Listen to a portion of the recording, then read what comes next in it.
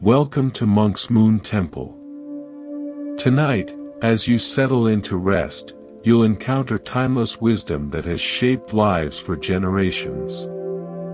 These aren't just stories, they're pathways to understanding yourself and the world more deeply. Many have shared how these teachings bring not only deeper sleep but a clarity that lingers long into waking life.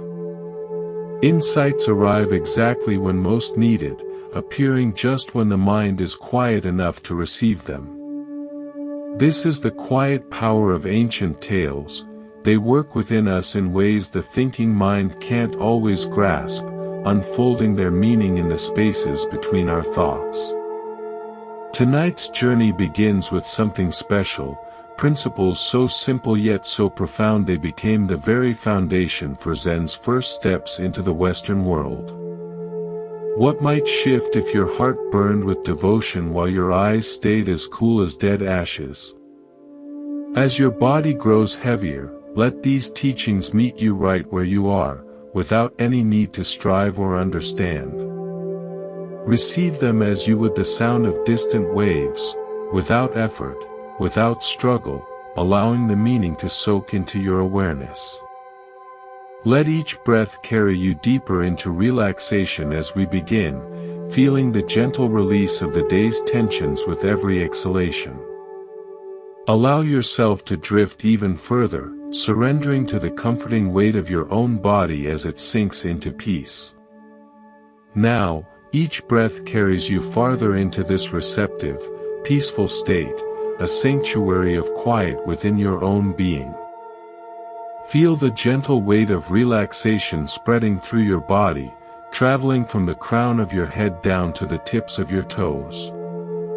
As your muscles soften, your mind opens to receive wisdom that bridges centuries and continents, ancient truths that speak directly to the modern heart. Travel with me now to the dawn of the 20th century, a pivotal moment when East and West began exchanging not just goods but profound spiritual truths. You find yourself aboard a steamship crossing the vast Pacific, a journey that mirrors the inner voyage we all undertake. The year is 1893, and the vessel cuts steadily through rolling waves, leaving Japan behind as it nears the distant shores of America. Salt spray occasionally mists the air, carrying the sharp, clean scent of the open ocean. Seabirds circle overhead, their plaintive cries barely audible over the rhythmic churning of the mighty engines below deck. The wooden deck beneath your feet vibrates slightly with the contained power of massive steam-driven propellers pushing the ship forward into the unknown. Near the railing stands a remarkable figure, solitary yet completely at home in the vastness, a Japanese monk in traditional robes that flow gently in the ocean breeze. This is Soyen Shaku, the first Zen master to set foot on American soil, journeying to represent Buddhism at the World Parliament of Religions in Chicago. His face, serene yet alert, shows both deep contemplation and keen observation as he watches the endless horizon where sea meets sky. Though modest in height, something in his bearing commands a quiet attention, a natural dignity that draws respectful glances from crew and passengers alike, though he seems unaware of their notice. Come closer and notice the small leather-bound journal in his hands, its cover worn smooth by years of use. Its pages flutter slightly in the breeze as he writes with careful precision, brush strokes forming elegant characters that bridge ancient wisdom and the emerging modern world. These aren't casual notes or travel observations, they're something more essential, more personal. They are principles distilled from decades of rigorous practice and deep reflection, a lifetime of understanding condensed into guidelines for living. He pauses occasionally, gazing at the vast ocean as if drawing inspiration from its boundless expanse, his mind as deep and calm as the waters below. A young Japanese student approaches respectfully, moving with the careful grace of one who has trained in mindfulness. This is D.T. Suzuki, who would later become famous for introducing Zen to the Western world through his prolific writings and translations. For now, though, he is simply a devoted disciple accompanying his teacher on this unprecedented journey into a new cultural landscape. "Master," Suzuki says with a deep bow, his voice carrying both reverence and earnest curiosity, "many of the American scholars we will meet have asked for practical guidance on applying Zen principles to daily life. They admire the philosophy but struggle to see how it translates into action, how abstract understanding becomes lived reality." He gestures toward the journal, sensing its significance. "May I ask what you are writing?" Soyen Shaku turns to his student, his eyes reflecting both compassion and a penetrating intensity that sees beyond surface appearances. His voice, when he speaks, is quiet yet carries clearly above the ambient sounds of the ship, the creaking of timbers, the sigh of the wind, the distant shout of a crewman. There's a quality to his words that suggests they arise not from casual thought or intellectual exercise, but from the very depths of lived experience, from a place of profound integration. "I am setting down principles that guide my own daily practice," he explains without pretension, as if stating the most obvious fact in the world. Not abstract philosophy or complex doctrine, but simple rules for living that embody Zen understanding in every action, every breath. He looks back at the ocean's vastness, his gaze taking in the limitless horizon. The Americans are right to ask for practical guidance. Zen without daily application is merely an intellectual exercise, a philosophy divorced from the reality of our human experience. Feel the profound sincerity in his manner, how his words emerge not from theory but from a lifetime of aligning action with insight, of making the teachings real in the mundane moments of existence. There's nothing performative in his demeanor, no sense that he is constructing a spiritual persona for others to admire. He embodies the natural integration of ordinary life and profound realization, where chopping wood and carrying water are as sacred as any temple ritual. He simply is what he teaches, a living example of the path. "May I see what you've written, Master?" asks Suzuki tentatively, aware he is requesting to view something deeply personal. Soyen Shaku hands him the journal with neither pride nor hesitation, offering it as naturally as one might offer a cup of water. "These are the practices I return to each day," he says simply, his tone matter-of-fact. "They form the container for my life, the structure within which freedom can truly flower." Watch Suzuki's expression change as he reads the master's principles, initial surprise giving way to a deepening appreciation as he recognizes the profound depth within the apparent simplicity. "Master," he says finally, looking up from the journal with new eyes, "these are so ordinary.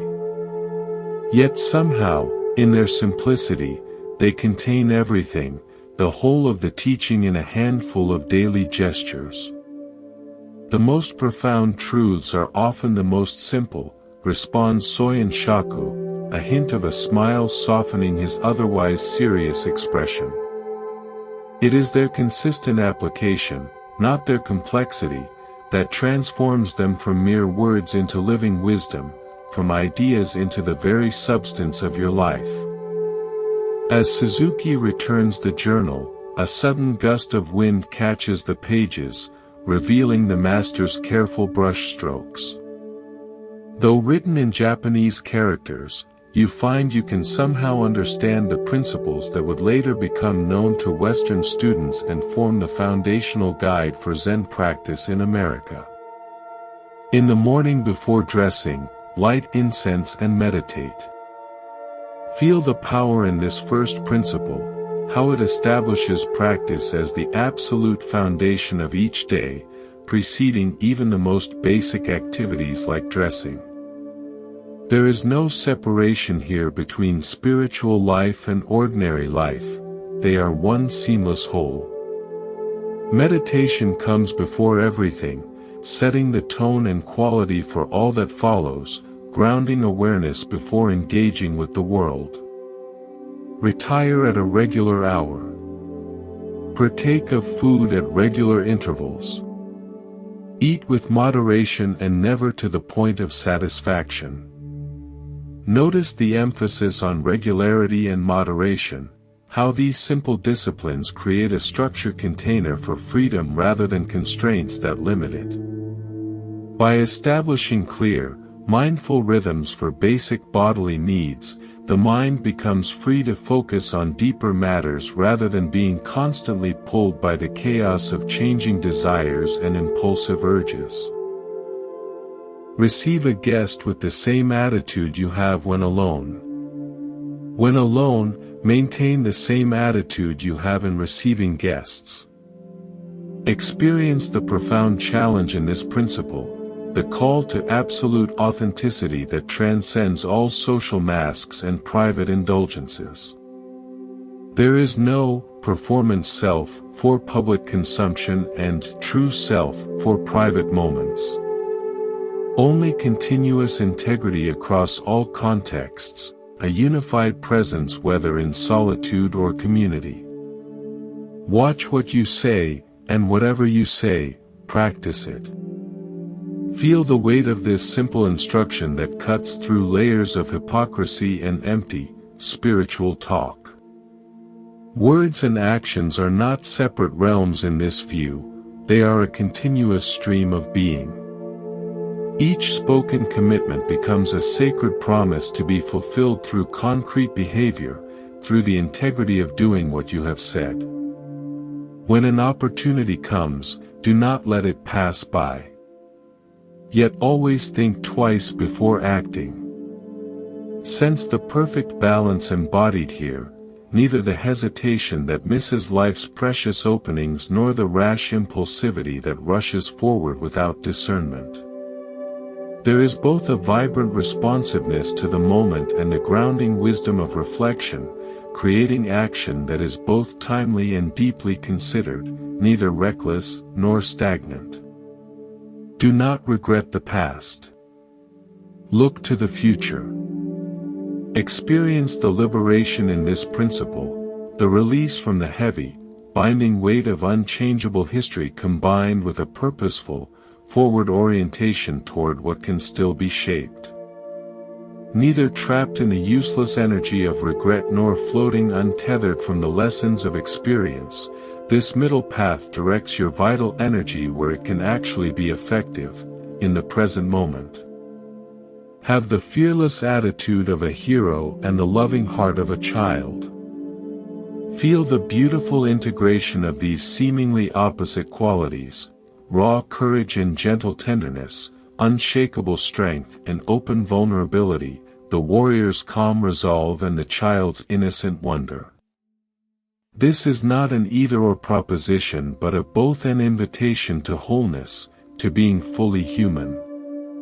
Upon retiring, sleep as if you had entered your last sleep. Upon awakening, leave your bed behind you instantly as if you had cast away a pair of old shoes. Notice how this final principle infuses even the most ordinary daily transitions with profound significance and presence. Sleep is approached with the completeness of final release, a total letting go. Awakening is embraced with immediate presence and forward movement, without dragging the past into the new day. Nothing is taken for granted, nothing is merely routine. Every moment is fully, vividly inhabited. As Suzuki finishes reading, he looks up at his teacher with new understanding, seeing the man and the principles as one integrated reality. The Americans may expect something more exotic, more mysterious, he observes thoughtfully. These principles seem so simple, so everyday. Soyen Shaku's eyes meet his students directly, holding his gaze with steady clarity. Simple, yes, he affirms. Easy? No. His voice then takes on a new intensity, a focused power, as he adds the statement that encapsulates his entire being: "My heart burns like fire, but my eyes are as cold as dead ashes." Feel the transformative power of this statement, the perfect complementarity it expresses, the dynamic union of opposites. The burning heart of passionate commitment to the welfare of all beings, coupled with the cool, clear eyes of dispassionate observation, free from delusion. Neither cold detachment nor blind, burning fervor, but both essential qualities held in a dynamic, life-giving balance. This is not theoretical philosophy but Soyen Shaku's lived reality, the integration of opposites that transcends all apparent contradiction. "I understand, Master," Suzuki responds quietly, the lesson settling into him at a level deeper than intellect. He bows again before departing to attend to his duties, carrying this new perspective with him. As the ship continues its steadfast journey across the vast Pacific, Soyen Shaku returns to his writing, adding final refinements to principles that will eventually influence generations of practitioners in lands he has yet to even see. His presence on the deck embodies the very balance his words describe: fully engaged yet perfectly at ease, intensely focused yet completely open to the vast horizon stretching before him. The principles in his journal are not abstract ideals but the lived reality of the man himself, demonstrated in each breath, each step, each genuine interaction. This story reveals the profound practicality at the very heart of Zen teaching, its insistence on grounded application. While many spiritual traditions offer lofty philosophical concepts or complex metaphysical systems, Soyen Shaku distilled his hard-won wisdom into concrete daily practices that anyone might attempt, regardless of culture, background, or belief.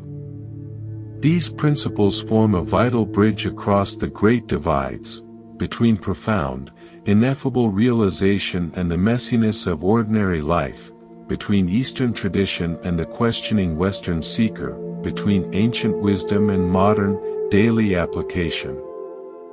What makes these guidelines so enduringly powerful is their masterful integration of apparent opposites, necessary structure and creative flexibility, essential discipline and spontaneous freedom, deep respect for tradition and genuine innovation for a new context. They establish clear forms without ever becoming rigid dogma. They provide specific practices while always pointing toward the boundless, open awareness that ultimately transcends all techniques. Like the Master himself, whose heart burned with compassionate passion while his eyes remained cool with unflinching clarity, these principles invite us to discover our own wholeness through embracing the complementary aspects of our nature rather than choosing between them. As you continue to relax deeply, your breathing slow and steady, consider how these simple yet profound guidelines might illuminate the contours of your own life. Rather than approaching them as a checklist of shoulds or external obligations, feel how they might reveal natural rhythms and balances already present but perhaps overlooked in your daily experience. Like Soyen Shaku's burning heart and cool eyes, we all contain seeming opposites that, when properly integrated, create not contradiction but a deeper, more resilient wholeness. These principles offer not rigid rules, but gentle invitations to discover what living with full, undivided presence might mean in the unique, unfolding circumstances of your own personal journey. As you continue to drift peacefully in this deeply relaxed state, allow yourself to journey now to ancient India, to a time when the Buddha himself walked dusty roads among ordinary people, teaching through direct encounter and pointed questions rather than abstract philosophy. Feel your awareness expanding, softening, as we travel across centuries to witness an unexpected meeting that reveals a core truth about compassion through the voice of the most unlikely teacher. You find yourself on a wide, dusty road leading to a small village near the ancient city of Sravasti, a place the Buddha frequented. The afternoon sun beats down warmly, sending shimmering waves of heat rising from the packed earth, blurring the distant trees. Slender, leafy trees offer occasional patches of dappled shade along the path, their leaves rustling gently in a slight breeze that carries the mingled scents of cooking fires, ripening fruit, and sun-warmed earth. Birds call to one another from concealed perches in the branches while distant sounds of human activity, voices raised in conversation, sudden laughter, the rhythmic pounding of grain, float from the village ahead, carried on the warm air. Walking toward you along this road comes a large, loose group of people surrounding a central figure who moves with a remarkable, unhurried grace and palpable purpose. Even from a distance, there is something extraordinary about this person, not in any outward display of wealth, power, or ascetic severity, but in a subtle quality of presence that seems to create a palpable field of calm, clear awareness around him. This is Siddhartha Gautama, known as the Buddha, the awakened one, traveling with his community of disciples to share his liberating teachings. His simple saffron robe and shaved head mark him as a renunciate, one who has left worldly life behind, yet his bearing suggests not deprivation or harshness, but a profound, unshakable fulfillment that needs nothing added. As they draw nearer, you can observe the varied group that accompanies him, a living testament to his teachings' wide appeal. Monks in simple, earth-toned robes walk closest to their teacher, their faces reflecting deep respect and attentive stillness, absorbing every gesture. Behind them follow lay people of all kinds and stations, wealthy merchants and humble farmers, the privileged and the poor, the vibrantly young and the gracefully old, all drawn by the Buddha's burgeoning reputation for penetrating wisdom and boundless compassion. Their expressions range from curious interest to devoted reverence, some simply hoping to catch a fleeting glimpse of this renowned teacher, others nursing secret hopes, seeking answers to life's most persistent and painful questions. The Buddha pauses near a large, welcoming banyan tree that offers a generous pool of shade from the intense afternoon heat, a natural resting place. His disciples gather around him intuitively, creating a respectful space where he might rest and perhaps, if the moment is right, share some spontaneous teaching. A small wooden bowl of fresh water is respectfully offered by a young monk and accepted with a simple, gracious nod of thanks. There is no fanfare, no ceremony, just the natural, mindful rhythm of travelers taking a brief, necessary respite before continuing their journey beneath the sun. It is at this precise moment of quiet settling that you notice a figure approaching from the direction of the village, moving slowly but deliberately. An elderly woman, bent with the weight of many decades of labor, moves with the careful, deliberate pace of someone whose body has weathered seasons of sun, wind, and toil. Her simple, faded clothing marks her as someone of modest means, perhaps living at the very edge of subsistence. Yet there is a striking, undeniable dignity in her carriage, a strength of spirit that outshines her physical frailty. Her face, deeply lined by sun and years, wears an expression not of awe, but of unmistakable, fierce determination. She carries a small, heavy bundle of sticks for her cooking fire, though it seems almost too great a burden for her thin, tired arms. The gathered crowd parts slightly as she approaches, perhaps assuming she wishes to receive a blessing or teaching from the great teacher, as so many others do. But something in her set jaw and direct gaze suggests a very different purpose, a mission of her own. Her eyes, bright and piercingly direct despite her advanced age, focus not with reverence or softness, but with what appears to be critical assessment, even brewing disapproval. The disciples closest to the Buddha exchange quick, uncertain glances, sensing something unusual, something outside protocol, is about to unfold. The old woman stops directly before the Buddha, setting down her bundle of sticks with a small, relieved sigh, as if unburdening herself of a physical weight before addressing a weightier matter. For a long, suspended moment, she simply studies him, this renowned teacher whose wisdom and compassion are celebrated in songs and stories throughout the region. The Buddha returns her gaze with perfect, undisturbed equanimity, neither encouraging nor discouraging whatever she might have come to say, offering only space. In his relaxed expression, you see neither the expectation of praise nor the defensive anticipation of criticism, just open, quiet, attentive presence, as receptive to her as to a king. "So you are the one they call the Buddha," she finally says, her voice surprisingly strong and clear for one so physically frail, cutting through the quiet. "The one who teaches loving kindness toward all beings without exception, or so they claim." "I am," he responds simply, with neither pride nor false modesty, stating a plain fact. Feel the subtle tension rippling through the gathered disciples, a collective inhale held. This is not how one approaches their revered teacher, the one they call Lord. "They say you have great wisdom," she continues, her tone measured, testing, "that your compassion extends to all creatures, that you teach a sure path of liberation from suffering for anyone who listens." Her phrasing and tone suggest she finds these popular claims questionable at best, perhaps even hypocritical.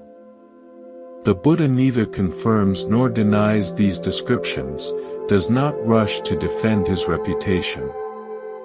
He simply remains present and attentively still, creating a wide, open space for whatever truth may emerge from her. His silence is not passive, it is profoundly active listening. "I have been watching you and your followers pass through our village many times over the seasons," she says, gesturing back toward the path they have traveled with a bony hand.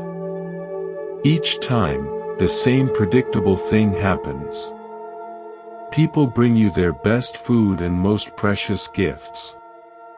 They bow low at your feet and pour forth praise for your great compassion."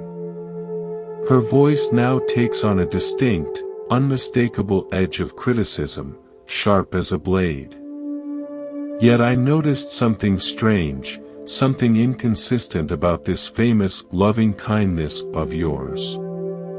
The disciples shift uncomfortably where they sit, several of the younger monks look toward their seniors, clearly expecting some intervention, some correction of this disrespect. Yet the Buddha himself remains completely at ease, unperturbed.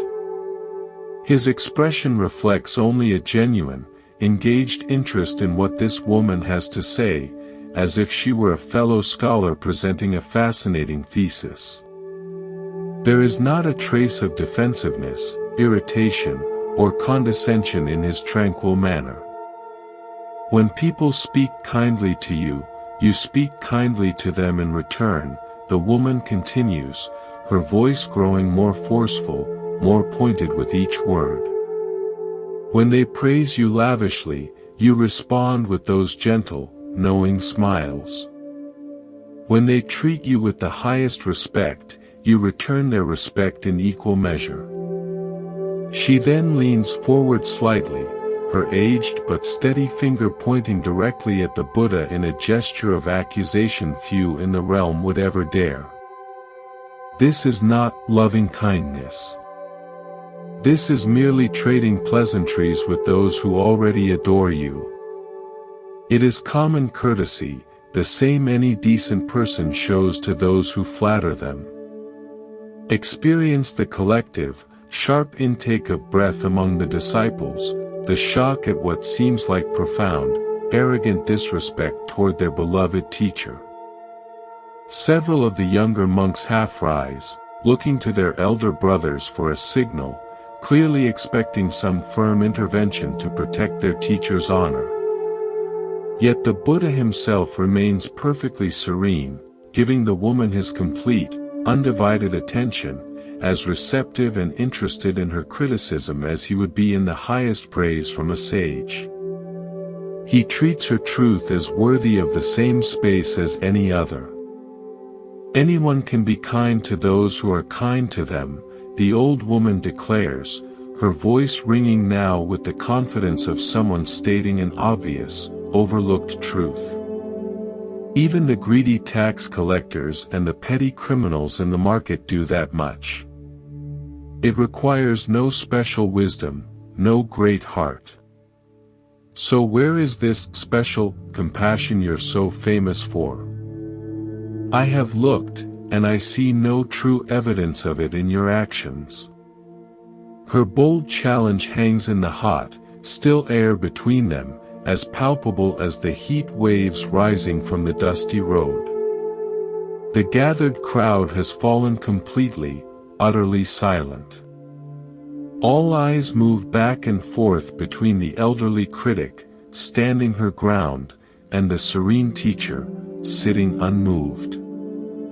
How will he respond to such direct, public criticism, to this dismantling of his image? The Buddha's face, after a moment, breaks into a warm, genuine, unforced smile.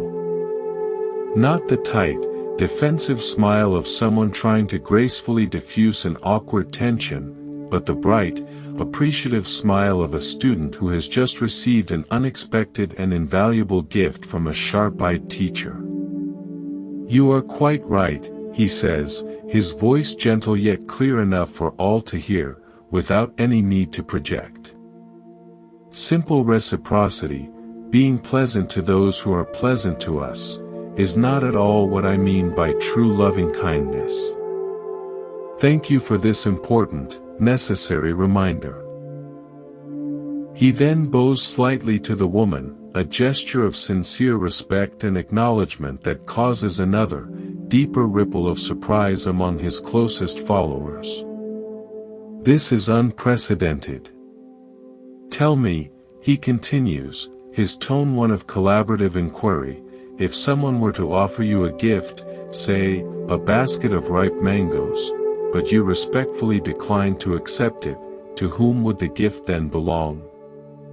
The old woman's eyes narrow slightly in thought as she considers this unexpected, sideways question. She had come for a debate, not a puzzle. To the giver, of course, she answers after a pause, logic prevailing.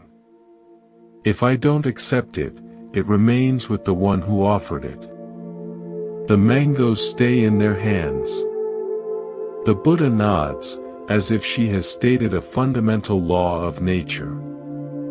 And so it is with anger, with criticism, with harsh words, he replies. If I do not accept them, if I do not grasp them and hold on to the negativity being offered to me, it remains with the giver. It does not become mine to carry. His voice carries no trace of superiority, smugness, or clever defensiveness, only the clear, calm sharing of a simple understanding of how the mind works. This is not a matter of personal pride or spiritual accomplishment.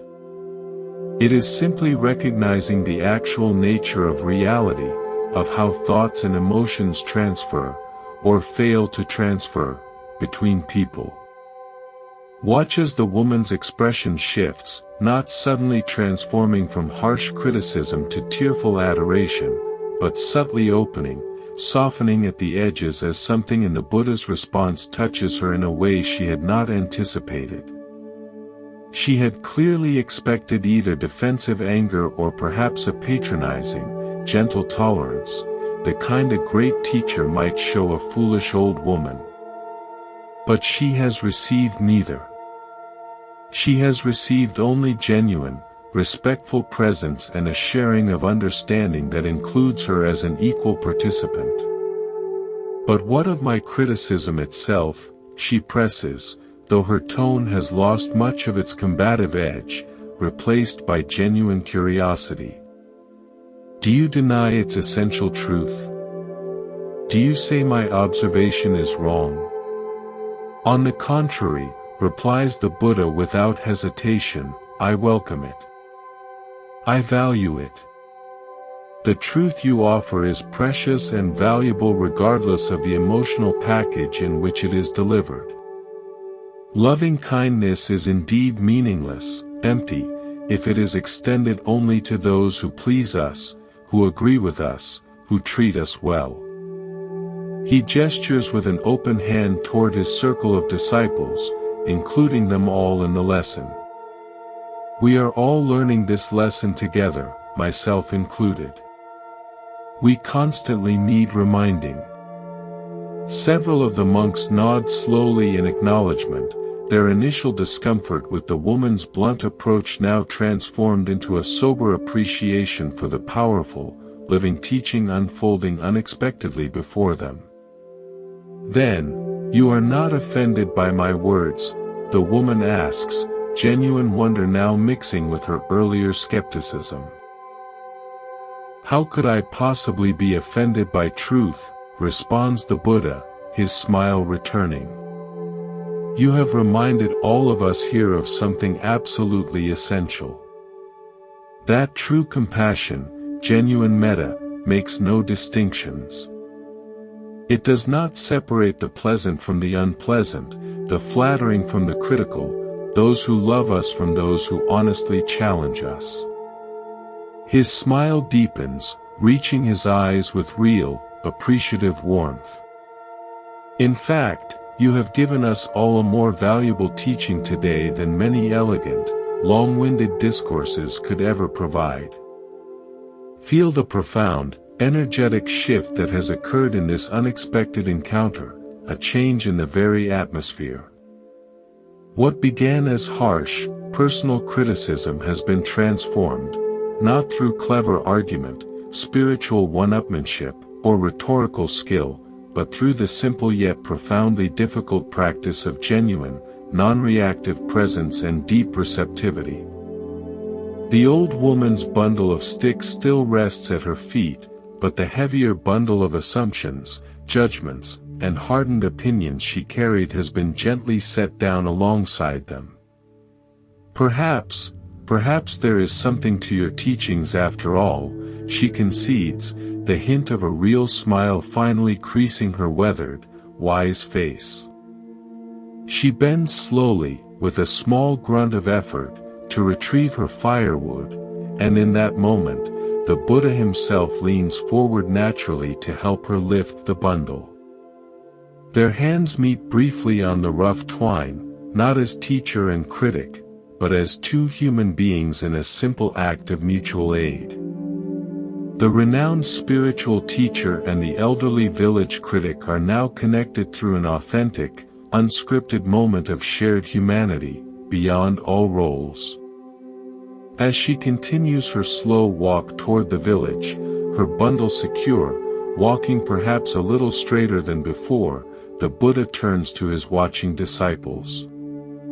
That, he says quietly, with clear respect in his voice, is one of our greatest teachers we have met today. She has reminded us, in the most direct way possible, that loving kindness is not a mere social exchange of pleasantries, but a radical, unconditional openness of heart that makes no distinctions whatsoever between friend and critic, ally and adversary. His gaze follows the old woman's retreating figure with unmistakable gratitude. Remember her face. Remember her words whenever you find yourselves, consciously or not, extending compassion only to those who treat you well, who think like you, who make you feel comfortable. The woman's simple bundle of sticks offers a perfect metaphor for what truly occurred in this dusty roadside encounter. Like those sticks, ordinary, rough-hewn, seemingly of little value, her criticism contained hidden fire, the potential to illuminate understanding rather than merely burn bridges. Had the Buddha reacted with defensive anger or wounded pride, that illuminating potential would have been wasted, reduced to mere conflict and resentment. Instead, with impeccable clarity, he recognized the purifying fire within her words, the kernel of vital truth, and allowed it to bring the warmth of insight rather than the destruction of argument. We spend our lives, so often, building elaborate mental and emotional fortresses to protect our self-image from criticism. Behind high walls of justification and rationalization, we tirelessly sort the world into convenient categories, allies who affirm us and adversaries who challenge us. What if these very categories, this constant sorting, are the primary obstacles to the genuine connection, understanding, and peace we say we seek? The Buddha's calm smile in the face of stinging criticism wasn't spiritual bypassing, emotional suppression, or stoic indifference. It was the instant recognition that the old woman's words contained precisely the test of authenticity that his teaching required to be proven real. She was unknowingly, perfectly, completing the very circle of understanding she had come to doubt even existed. If I do not accept and hold on to the negativity offered to me, it remains with the giver. These deceptively simple words contain a subtle but crucial distinction for living a free life.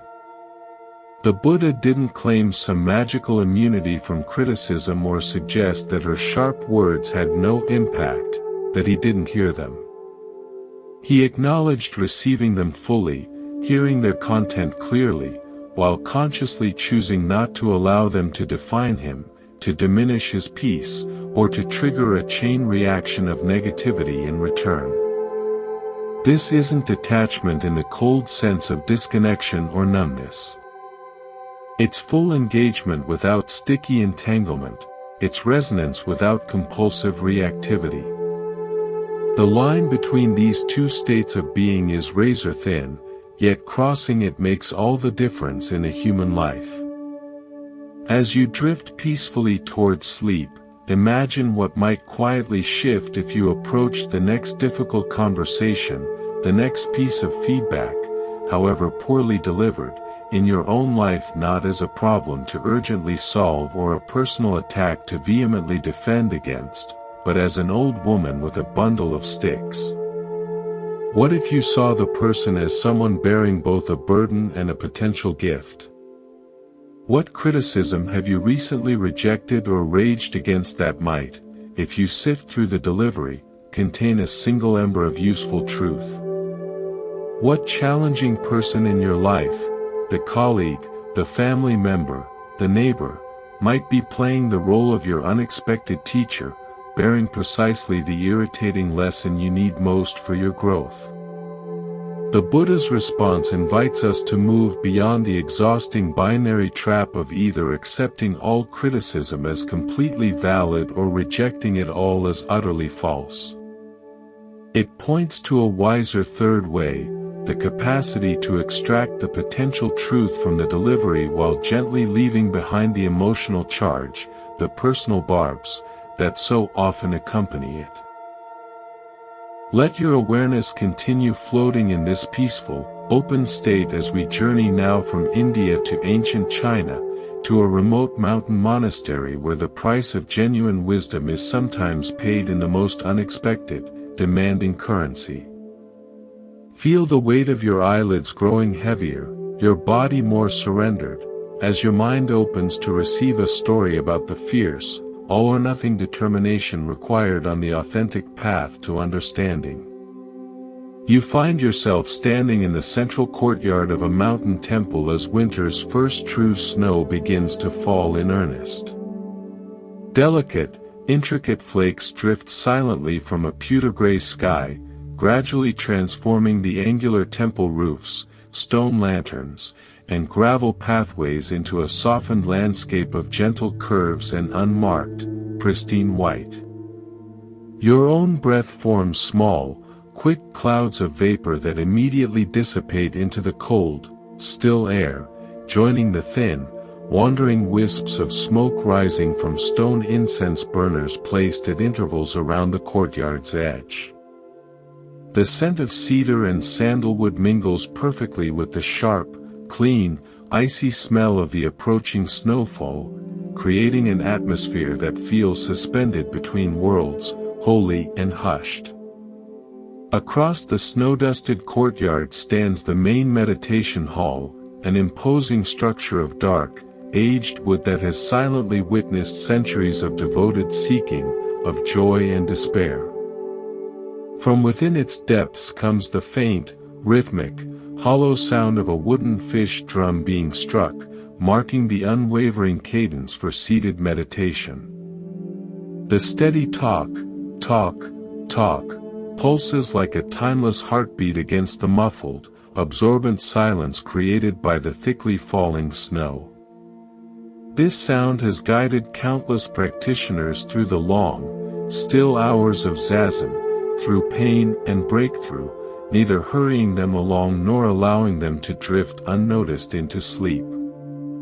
Through the curtain of lightly falling snow, a solitary figure approaches the hall, his footsteps leaving the first marks on the perfect white. This is Kyojin, a monk in his mid-30s who has already spent 15 full years in rigorous, single-minded study and practice. His face, even in the dim light, shows the intense focus of someone driven by a single, burning question that will allow him no peace, no rest, until it is finally, irrevocably answered. The set of his jaw, the permanent furrow of concentration between his brows, even the deliberate, heavy placement of each footstep in the snow reveals both unwavering determination and a growing, gnawing frustration that has begun to sour his practice.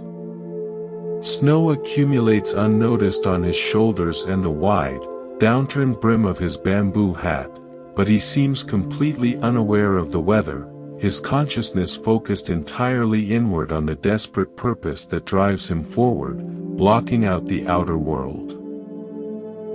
As Kyojin reaches the heavy doors of the meditation hall, another figure emerges from within, as if sensing his approach. This is his teacher, Master Isen, whose serene, settled presence forms a striking contrast to his student's barely contained, volcanic urgency.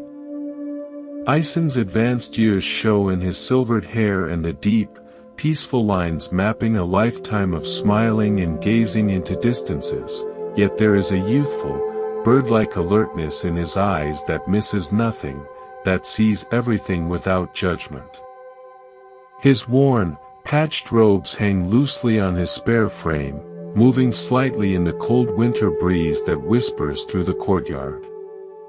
Where Kyojin's entire presence suggests a tightly wound spring ready to snap, Isen embodies the relaxed, grounded attention of someone completely at home in his own skin, in his own life, without conflict. Master, Kyojin says, bowing deeply, the formality unable to mask the tension in his voice. I must speak with you. It is urgent. His voice carries a distinct edge of controlled, simmering desperation. Isen returns the bow with natural grace, then gestures without a word toward a small covered walkway that offers a strip of shelter from the steadily falling snow. They walk together in a heavy silence, their footsteps creating the first parallel tracks across the virgin white of the courtyard, a temporary inscription. Once beneath the walkway's sloping roof, they turn to face each other directly. Student and teacher, seeker and guide, a raging question and its silent, potential answer. What troubles you so deeply?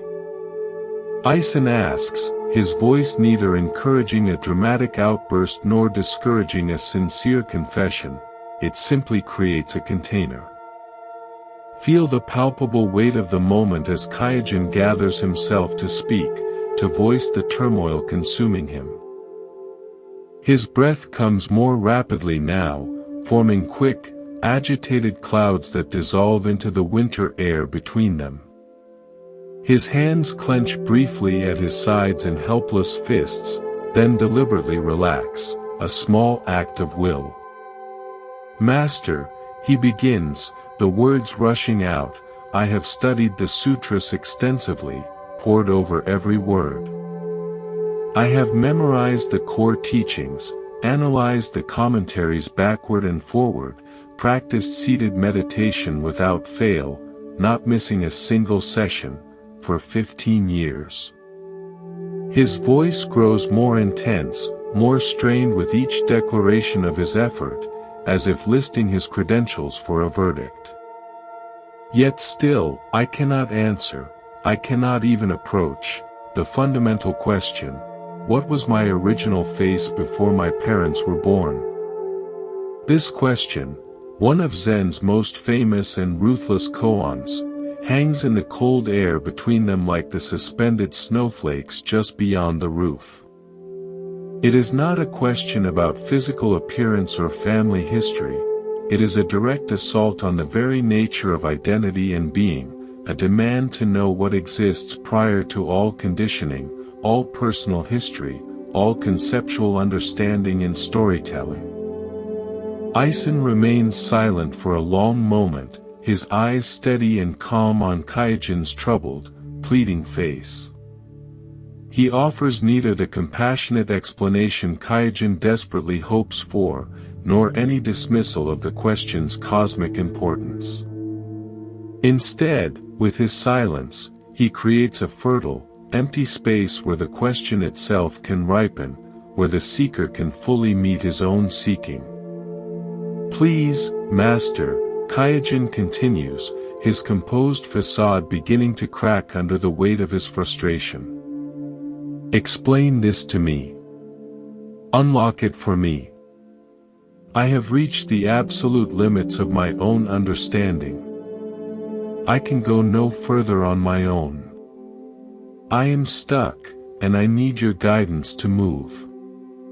Watch as Ison's expression shifts, not toward the compassionate, explanatory mode Kaijin begs for, but towards something simultaneously gentler and infinitely more demanding, something that offers no comfort to the ego. If I explained it to you, he says quietly, the words simple and clear as the winter air, it would become my understanding, not yours. It would be my realization, my answer. And what good would that be to you? Then how, in heaven's name, am I to penetrate this question, asks Kaijin, frustration now vivid in every line of his tense body, in his clenched hands. What more can I possibly do?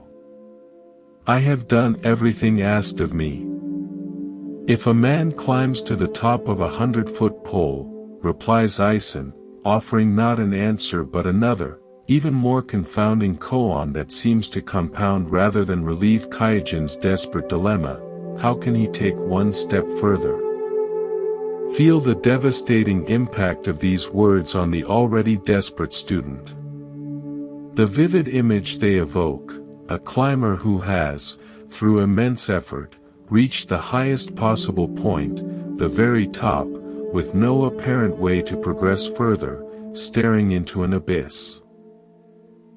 perfectly mirrors Kaijin's own visceral sense of having reached the absolute limits of what effort, intellect, and sheer willpower can ever achieve.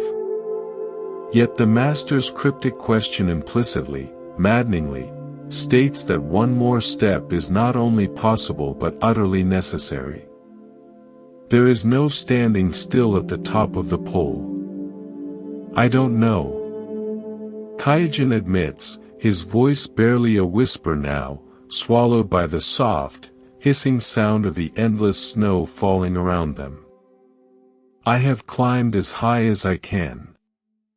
I have exhausted every approach, every angle. If you will not guide me further, if you withhold the key, what in the world am I to do?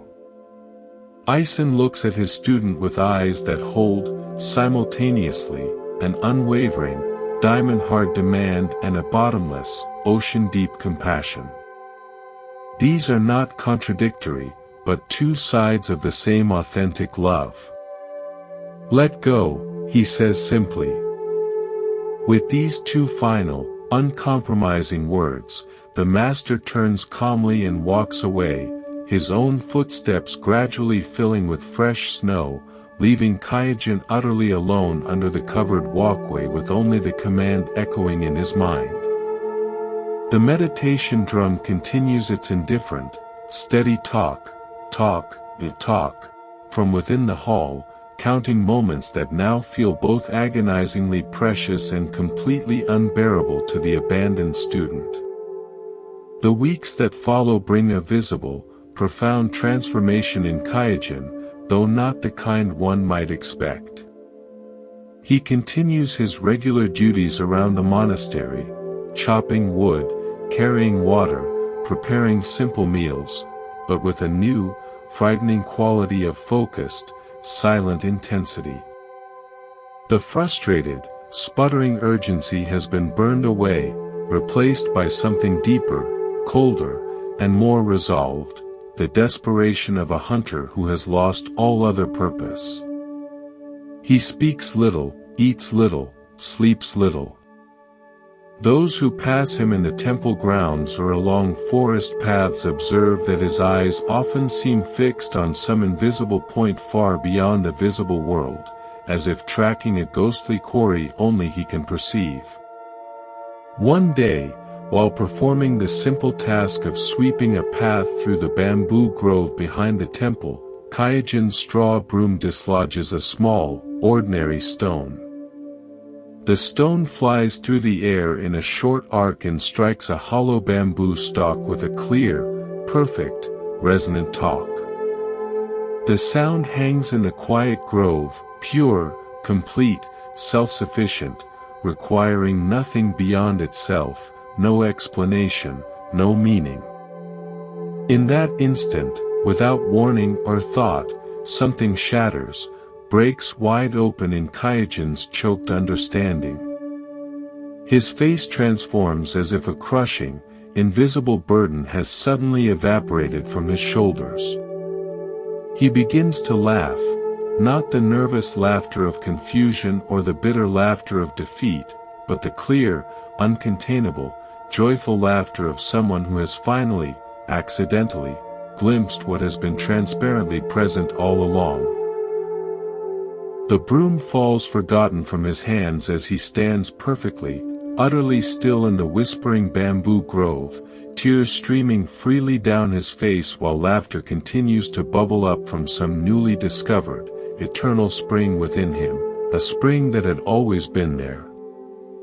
That evening, as early darkness falls over the snow-dusted temple complex, Kaijin appears before Master Ison's secluded quarters. His face now shows neither the desperate questioning of their previous encounter nor the manic, ecstatic elation of his experience in the bamboo grove. Instead, it radiates a clear-eyed, peaceful serenity that seems to illuminate him softly from within, as if a candle had been lit behind his eyes. "You have found something," Ison observes, not as a question but as a simple, factual recognition of a change in the atmosphere of his student's being. Kaijin bows deeply, the gesture flowing from his center.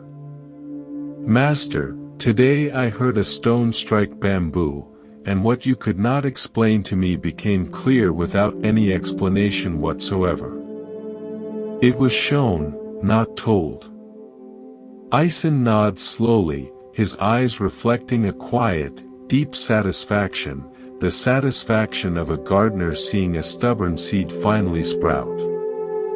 Will you put it into words, he asks, testing not whether a transformative understanding has occurred, but whether Kaijin recognizes the inherent, hilarious limitations of verbal expression when pointing to such things. One note of bamboo, and all my questions vanished, replies Kaijin, his voice even and sure. All my previous knowledge, all my accumulated learning, is now like a single hair in the vast, empty sky. All my striving experience is like a single drop of water thrown into a deep, bottomless ravine. Notice the fundamental shift in his response. He offers not an explanation of what he has understood, but a poetic expression of how radically his entire relationship to knowing itself has been transformed. Where once he sought to grasp understanding as something external to possess, to achieve, he now recognizes himself as already inseparable from what he sought. The seeker has dissolved into the seeking. The pole, asks Aizen, referring with a faint smile to his earlier, impossible question about the 100-foot pole. There is no pole, responds Kaijin, a genuine, effortless smile touching his own lips. There is no climber. There is no step to take, and nowhere to take it. Aizen returns the smile fully now, and in that moment, teacher and student meet in a wordless, mutual recognition that needs no ceremony. Nothing more needs to be said about what has been discovered, not because it is a secret to be hoarded, but because it exists in a wordless realm of direct experience where language can only point feebly, never contain. Years pass in the rhythm of temple life, and Kaijin himself gradually becomes a respected teacher, guiding others along the winding path he has traveled, though he teaches in his own way. One day, a young, earnest monk approaches him with the same desperate, intellectual intensity he once brought to Master Aizen.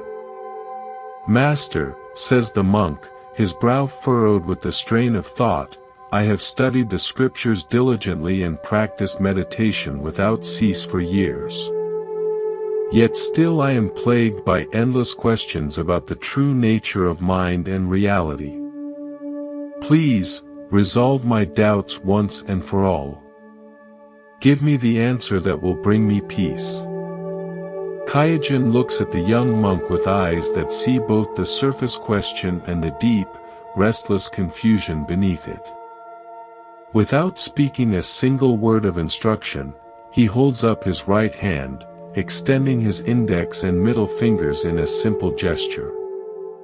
Then, to the monk's shock and horror, he brings his other hand forward, holding a lit candle, its flame wavering in the still air. With deliberate, slow, terrifying slowness, he places his two extended fingers directly into the very heart of the flame. The monk gasps aloud as Kaijin maintains this impossible position without flinching, without a flicker of change in his calm expression. The flesh of his fingers begins to redden, then blacken and curl in the flame. The acrid scent of burning flesh fills the small space between them.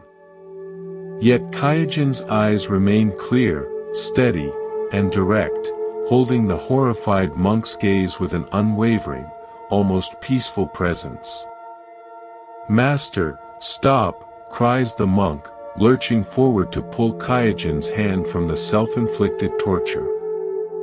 Why would you do such a terrible thing to yourself? What is the meaning of this? I burned my fingers to answer your questions, replies Kaijin calmly, as if describing the weather, as if the agony were merely an interesting sensation rather than something to be avoided at all costs. When genuine understanding comes at such a price, when it demands everything, how many more clever, conceptual questions will you continue to bring me? How many more will you need? In that frozen, horrific moment, something essential shifts in the young monk's perception. He sees, viscerally, not just the physical sacrifice before him, but the deeper, unbearable truth it embodies, that the path to true understanding demands not endless questioning and accumulation, but complete, unconditional commitment. It requires not intellectual gathering, but the willingness to let everything burn away, every concept, every comfort, every last instinct for personal safety and preservation. His philosophical questions, which had seemed so urgent and profound moments before, suddenly appear as what they truly are, clever attempts to reach through thinking what can only be grasped through the dissolution of the thinker, through direct, unmediated experience. The monk backs away slowly, bowing deeply, his face pale with a new kind of understanding, then turns and leaves without another word, without a single further question. The questions that drove him to seek Kaijin's teaching have not been answered intellectually, but they have been utterly transcended, replaced not by new, better concepts, but by a visceral, unforgettable recognition of what any genuine understanding actually requires. This stark, uncompromising story cuts straight through our comfortable, modern assumptions about spiritual seeking as a form of self-improvement. We often approach wisdom like discerning shoppers browsing spiritual merchandise, sampling different teachings, collecting inspiring insights, looking for the perfect, satisfying explanation that will settle our intellectual curiosity while demanding nothing more substantial than our attention and perhaps our membership fee. Kaijin's burning fingers offer a radically different, terrifying perspective, that genuine understanding is not purchased with more questions, but paid for with our entire being, with the very attachment to the self that asks the questions. The sound of the stone striking bamboo that triggered Kaijin's awakening wasn't special or mystical in itself. Similar sounds had undoubtedly occurred countless times during his 15 years of practice: birdsong, temple bells, wind in the pines. What changed in that moment was his capacity to hear it. That capacity was developed not through accumulating more knowledge, but through reaching the absolute, despairing end of what knowledge could provide. Only when he exhausted every conceptual approach, when he climbed to the top of that 100-foot pole of self-effort and found himself with nowhere else to go, did the possibility of letting go become not just a nice idea, but the only viable path forward. In your own life, as you rest here, notice where you might be treating understanding, happiness, or peace as a possession to acquire rather than as a capacity to embody, a state to be rather than a thing to have. Consider the questions that drive you forward. Are they genuine bridges toward direct experience, or are they sophisticated substitutes for it, ways to keep the mind busy so it doesn't have to stop and simply be? Like Kaijin before his awakening in the grove, we often believe with all our hearts that one more book, one more podcast, one more workshop, one more elegant explanation from a teacher will finally resolve our fundamental unease. Yet what's actually required is the willingness to risk everything we think we know, to reach the end of our personal pole. The burning fingers are a brutal reminder that true wisdom often enters not through the front door of careful study and gradual progress, but through the unexpected, fiery side entrance of complete, undefended presence, even, or especially, in moments of intensity we would ordinarily spend our lives avoiding. Not because suffering itself is noble or valuable, but because our habitual, intricate strategies for avoiding discomfort are often the very walls that keep us trapped in the limited understanding we seek so desperately to transcend. When we find the courage to stay present, to not look away, even as everything we cling to for identity and security burns away, what remains is not a new, better answer. What remains is a new, fearless relationship to the question itself, a relationship where the questioner and the questioned are finally revealed as never having been separate at all. Let your body become heavier now, melting completely into the support of your mattress, as we travel together from the mountains of China to the refined world of medieval Japan. The gentle, ceaseless rhythm of your breath carries you deeper into this state of peaceful, receptive openness. As you sink further into relaxation, imagine the weight of your eyelids growing pleasantly impossible to lift. You are now in 15th century Kyoto, the heart of Japanese culture. Feel the cool evening air against your skin as countless paper lanterns begin to glow like fireflies in the encroaching dusk. The sweet, fleeting scent of late cherry blossoms mingles with the earthy smell of wood smoke from countless hearths. The faint, plaintive sound of a distant bamboo flute reaches your ears, weaving through the sounds of the evening. You find yourself approaching an elegant, sprawling mansion where servants in neat uniforms hurry about with quiet efficiency, preparing for an important gathering that could define their master's social standing. Inside, the wealthy silk merchant himself paces the smooth wooden floors anxiously, checking and rechecking every visual detail, his heart fluttering with nervous anticipation. Feel the flawless, polished wooden floors beneath your imagined feet, cool and smooth. Notice the perfectly arranged silk cushions, the gleaming black lacquer trays, the musicians in the corner meticulously tuning their koto and shamisen. The air itself carries the tantalizing, complex aroma of rare delicacies being prepared in the kitchens, simmering broths, delicate sweets, the unmistakable fragrance of the finest sake. The merchant pauses, whispering to his chief servant, his voice tight with stress, "Master Ikkyu must be impressed. He simply must. His presence, his approval, will elevate my standing among all of Kyoto's elite. They will see that I am not just rich, but cultivated." You feel his nervous anticipation as if it were your own, the social stakes feeling as high as any battlefield. As the distinguished guests arrive in their finest, rustling silken finery, notice how each bow, each greeting, follows the precise, invisible choreography of status and subtle obligation. The conversations are a complex tapestry of political alliances, veiled business ventures, and carefully disguised rivalries, all performed with polished smiles. Yet beneath this refined, glittering surface, you sense a universal undercurrent of subtle tension, of hidden calculations and silent, swift judgments being made about every word and gesture. Suddenly, without announcement, the atmospheric pressure in the room shifts palpably. A figure appears at the grand entrance, seeming almost out of place in the polished setting. Wild-haired, dressed in simple, worn, travel-stained robes, carrying only a plain wooden begging bowl.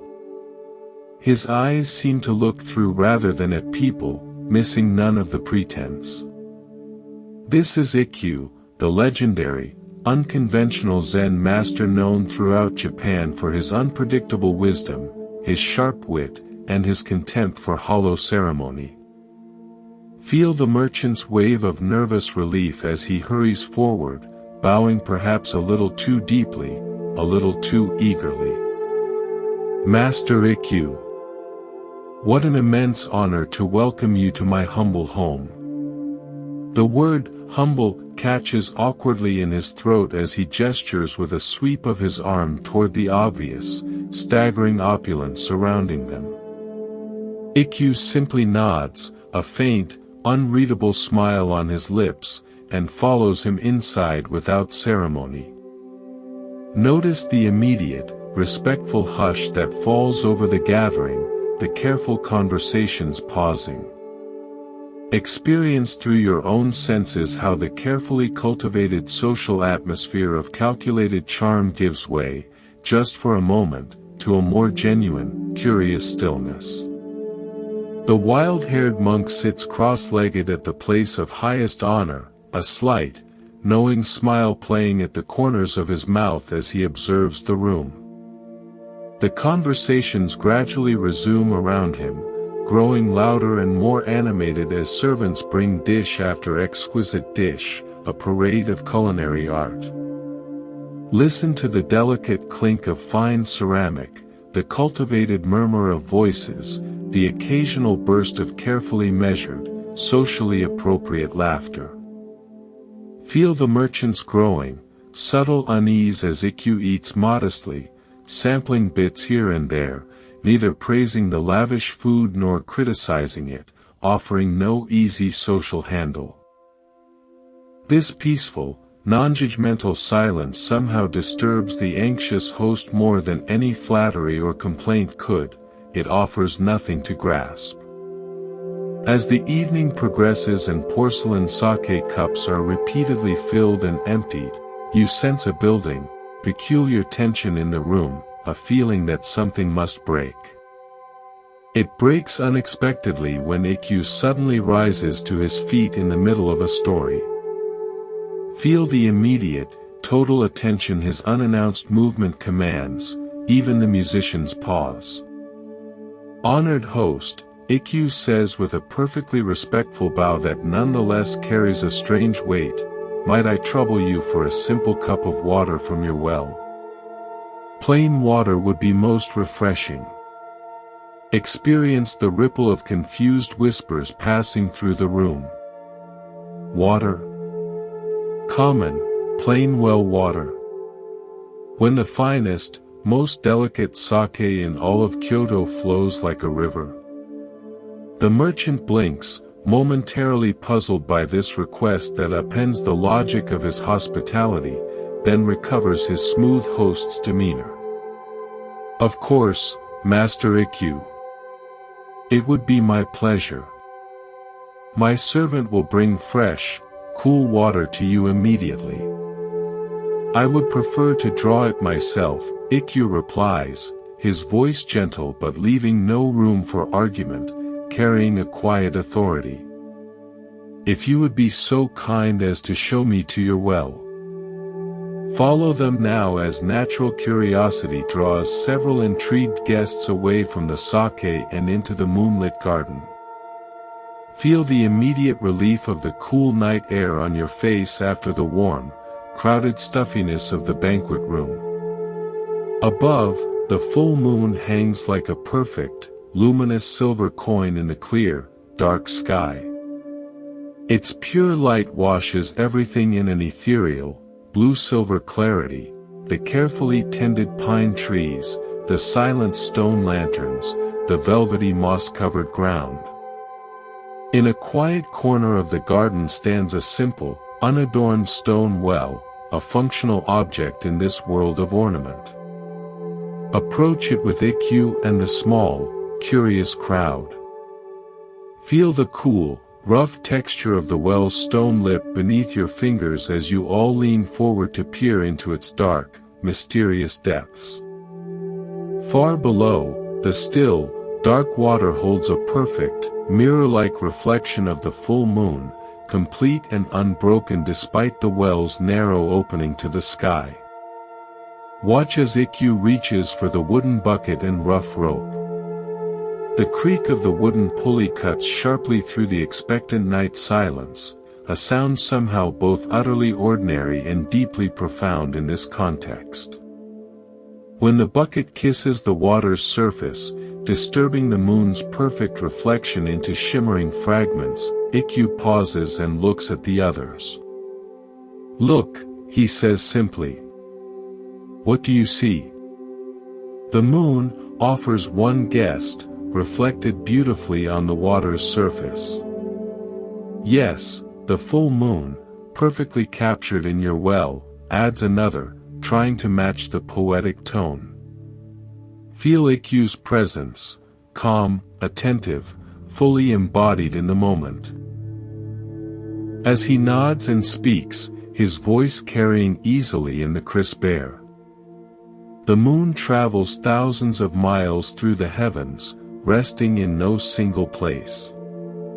Yet its reflection rests perfectly, completely, within this humble well, undisturbed until the water is troubled. He gestures gracefully upward toward the real moon, then down into the well. This water reflects that moon no differently than the emperor's vast garden lake would. The moon itself shows no preference, makes no distinction. It illuminates golden mansions and straw hovels with exactly the same impartial light. Watch as he then draws up the bucket, the water sloshing softly, and drinks from it deeply, directly. The sound of his swallowing seems somehow significant in the attentive silence. Delicious, he sighs with genuine satisfaction. More truly refreshing than any sake, any rare delicacy. His eyes now meet each person present in the moonlight. This well water quenches thirst perfectly, asking for nothing in return, making no calculations. It does not care if the drinker is rich or poor, noble or common, wise or foolish. It simply gives of itself completely, without a single thought of reward or recognition. Feel the symbolic weight of this moment as Ikkyu hands the bucket to the silent merchant. The water sloshes gently, fragments of moonlight dancing like liquid diamonds on its disturbed surface. "Your hospitality tonight has been most generous, most elaborate," Ikkyu continues, his tone not accusatory but observant. "But I wonder, is it like this well water, offered freely, without a single thought of status or return? Or is it more like a careful transaction in the marketplace, given with the quiet expectation of enhancing your reputation, of securing a social profit?" You sense the merchant's sudden, deep discomfort, the feeling of being seen through completely. A nearby official, sensing his patron's unease, steps forward defensively. "Are you suggesting our host's generous spirit is somehow flawed? He has provided the absolute finest of everything available. This is the height of generosity." Experience Ikkyu's unshakable calm presence as he responds, not to the challenge but to the deeper truth. "I offer no personal criticism, only an observation of nature. The universe itself operates like this well. It gives sunlight, rain, air, and seasons freely to all beings, without audit. The flowers in the field do not bloom more vibrantly for the wealthy, the rain does not fall more gently on the righteous." He gestures again to the moon above, the great symbol of impartiality. True generosity, like true wisdom, makes no distinctions and expects nothing in return. It is its own reward. Feel the profound, internal shift as understanding dawns on the merchant's face, breaking through his social anxiety. His laughter suddenly bubbles up, not the careful, social chuckle of before, but something genuine, liberating, and slightly embarrassed. "You are right, Master Ikkyu. You see clearly. I invited you here to impress my guests, to buy prestige, not to hear naked truth. I have been giving like a merchant, always calculating the invisible return, rather than giving like this. Well. His voice carries a dawning, authentic awareness. Thank you for this lesson. It is worth more than all the rare delicacies I have served tonight, more than all the silk in my warehouses. As they return to the buzzing banquet hall, notice how the very quality of the air seems changed, lighter, less performative. Ikkyu raises his sake cup, not in formal toast, but in simple gesture. Friends, your host has shown me his remarkable well, a teacher in stone and water. In its honor, I propose we enjoy this gathering not as people of different ranks and agendas, but simply as human beings sharing this fleeting, beautiful moment under the same impartial moon. Watch as the evening subtly transforms. Conversations deepen, moving beyond mere social positioning. The merchant moves among his guests with a new, unforced authenticity, no longer monitoring impressions but genuinely connecting, asking real questions. And Ikkyu, the wild-haired monk who arrived with nothing but a bowl, becomes the true, warm heart of the gathering, sharing stories and insights that seem to land perfectly, personally, for each listener. As the night ends and guests depart into the moonlight, feel the merchant's profound, wordless gratitude as he bows deeply to Ikkyu at the gate. You arrived with nothing, yet you gave me the most valuable gift I have ever received. I sought your presence as decoration, and you gave me a mirror. Ikkyu smiles, his eyes crinkling. I gave you nothing you did not already possess. I merely showed you the well that has always been in your own garden, that you passed by every day without seeing. With that, he turns and disappears into the moonlit night, leaving the merchant standing in the quiet, transformed. As you drift deeper into relaxation, consider the wells in your own life, those simple, ever-present sources of clarity and refreshment so easily overlooked in the pursuit of elaborate displays. Like the merchant, we often seek satisfaction in complexity, in acquisition, in status, while missing the perfect, complete reflection of the moon waiting in the ordinary water of our daily existence.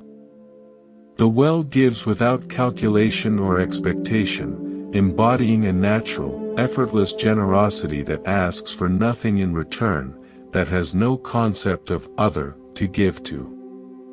Notice how often your own giving, of time, help, kindness, even love, might carry subtle, hidden expectations of gratitude, recognition, or future benefit. The universe itself gives freely, sunlight, air, the beauty of the moon and stars, making no distinctions between so-called worthy and unworthy recipients.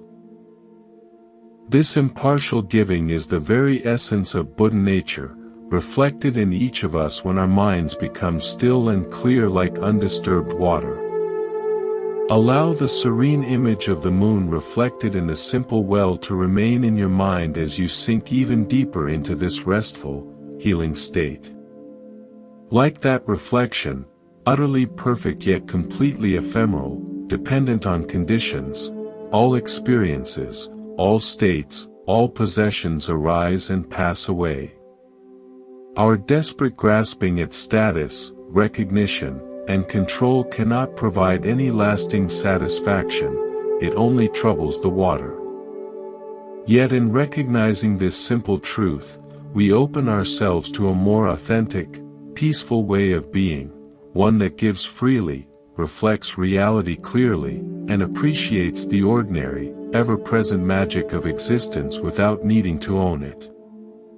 As you continue drifting into deeper, more profound relaxation, feel your body growing heavier, your thoughts becoming quieter, like settling silt, as we journey to a moonlit monastery in ancient China.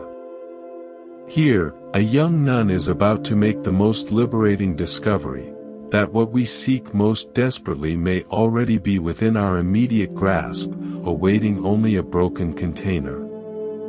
Imagine a small, humble temple nestled against forested hills, almost part of the landscape itself.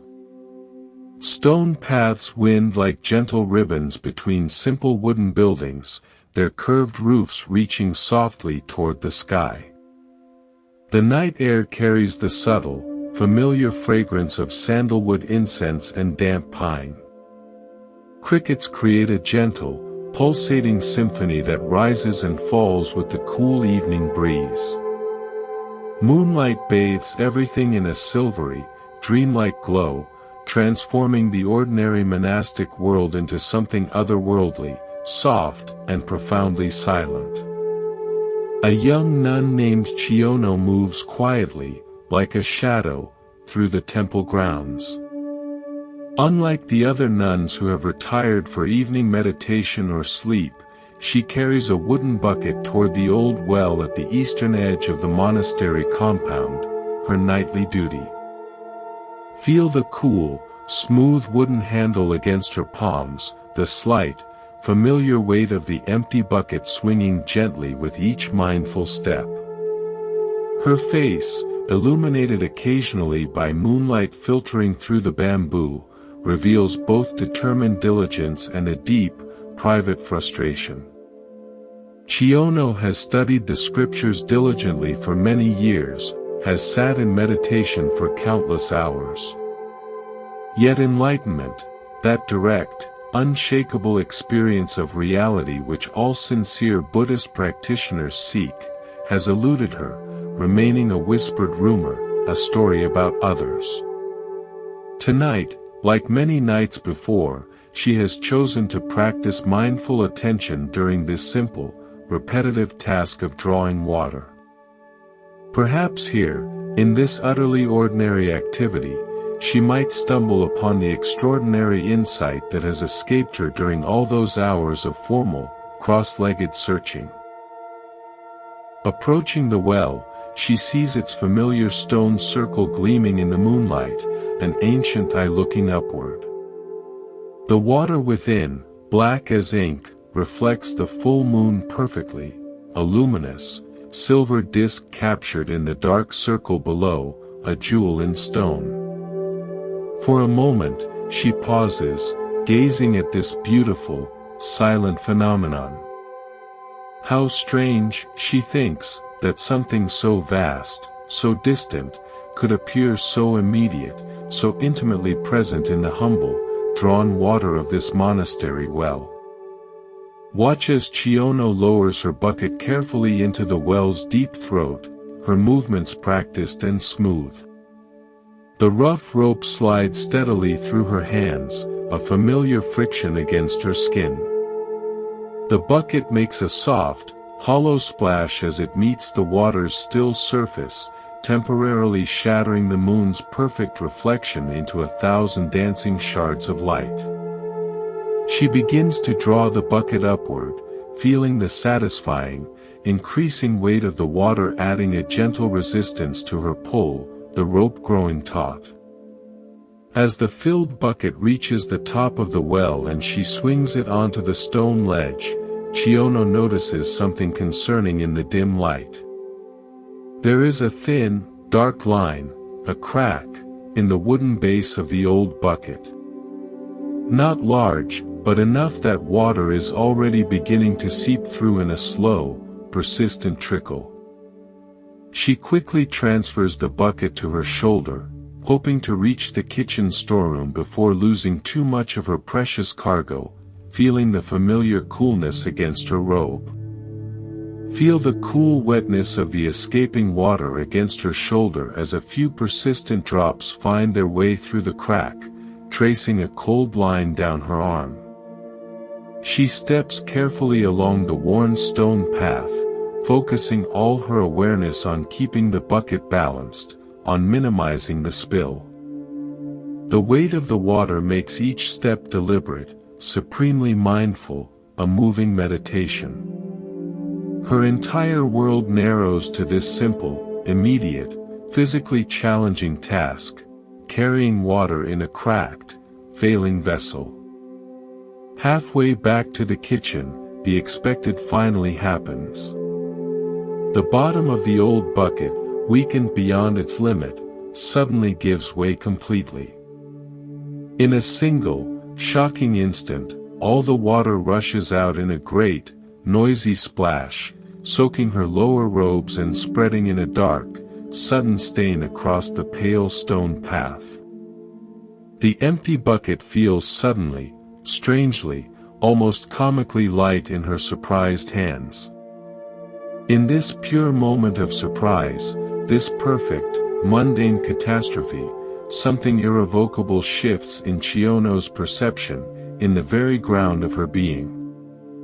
As the water splashes wildly around her feet, reflecting brilliant fragments of moonlight like scattered diamonds and liquid jewels, she sees, truly sees, the moon still perfectly reflected in each expanding puddle, in each separate, glistening droplet. No longer contained in the single, failed bucket, the reflection has multiplied, dancing everywhere around her in the moonlight. Experience with her the sudden, overwhelming, wordless insight that floods her cleansed awareness. The moon she had tried so carefully to capture and carry in the bucket was never truly contained there, was never hers. It was always merely a reflection, dependent yet completely real. Now, with the water released from its broken container, the moon was everywhere at once, in every droplet, in every shining puddle, never having moved an inch from the vast sky, yet fully, miraculously present in each tiny fragment of liberated water. A sound escapes her lips, unbidden, a gasp of pure, astonished joy. Not quite laughter, not quite a cry, but something spontaneous that arises from the deepest, most silent part of her being, from the broken place itself. The wooden bucket falls forgotten from her hands, clattering on the stone. She stands perfectly, absolutely still, soaked in cold water and drenched in moonlight as understanding washes through her more completely, more thoroughly, than the water ever could. In this ordinary, accidental moment of a broken bucket and spilled water, Chiono attains the enlightenment she has sought with such sincere, desperate effort for so many years. The truth she had pursued through countless hours of formal meditation, through the scholarly study of sacred texts, through the guidance of venerated teachers, revealed itself effortlessly in this most mundane of accidents, when striving stopped. Later, when asked by the astonished abbess about her experience, Chiono could not explain, but composed a simple, timeless poem to point toward what cannot be captured in words. In this way and that / I tried to save the old pail / since the bamboo strip / was weakening and about to break / until at last the bottom fell out / no more water in the pail / no more moon in the water. Her words, like ever-widening ripples spreading from a single dropped stone, touched something essential, something universally recognized, in all who heard them. The other nuns and monks understood in her simple verse the authentic expression of profound, lived realization. She became known as one of the truly awakened ones of her generation, her story and her poem passed down carefully through centuries to reach us here, tonight, in our own search. As you continue to relax deeply, the boundaries of your own self softening, consider what Chiono's unexpected experience might reveal about the contours of your own journey. How often do we strive, with great effort, to contain and control that which cannot truly be possessed, peace, happiness, security, identity. The water in the bucket was real, yet the moon it reflected was both miraculously there and completely ungraspable, a perfect, living paradox pointing directly toward the nature of all reality. Our minds, like buckets, constantly attempt to hold concepts, beliefs, experiences, to capture and preserve a static understanding of ourselves and our world. Yet the deepest, most liberating insights often come precisely when the conceptual container breaks, when our fixed understanding falls away and we directly, wordlessly experience the flowing, uncontainable nature of reality itself, just as it is. Notice in your own life where you might be trying, with quiet desperation, to carry water in a cracked bucket, holding tightly to concepts, beliefs, cherished identities, or plans that are ultimately as fluid as water, as ungraspable as a moonbeam's reflection. Perhaps the very things you most sincerely wish to attain, inner peace, genuine wisdom, spiritual awakening, are already present, not as something to be captured, improved, and held, but as the very nature of your own awareness itself, prior to all seeking.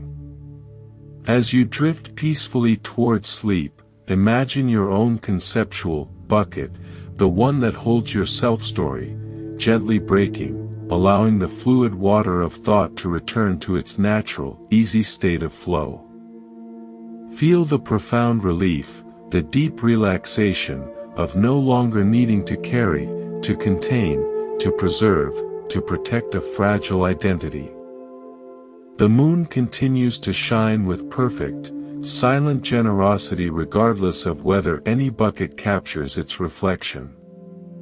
Your true nature continues, uninterrupted, to be what it always has been, ungraspable, illuminated, inherently complete, needing no container.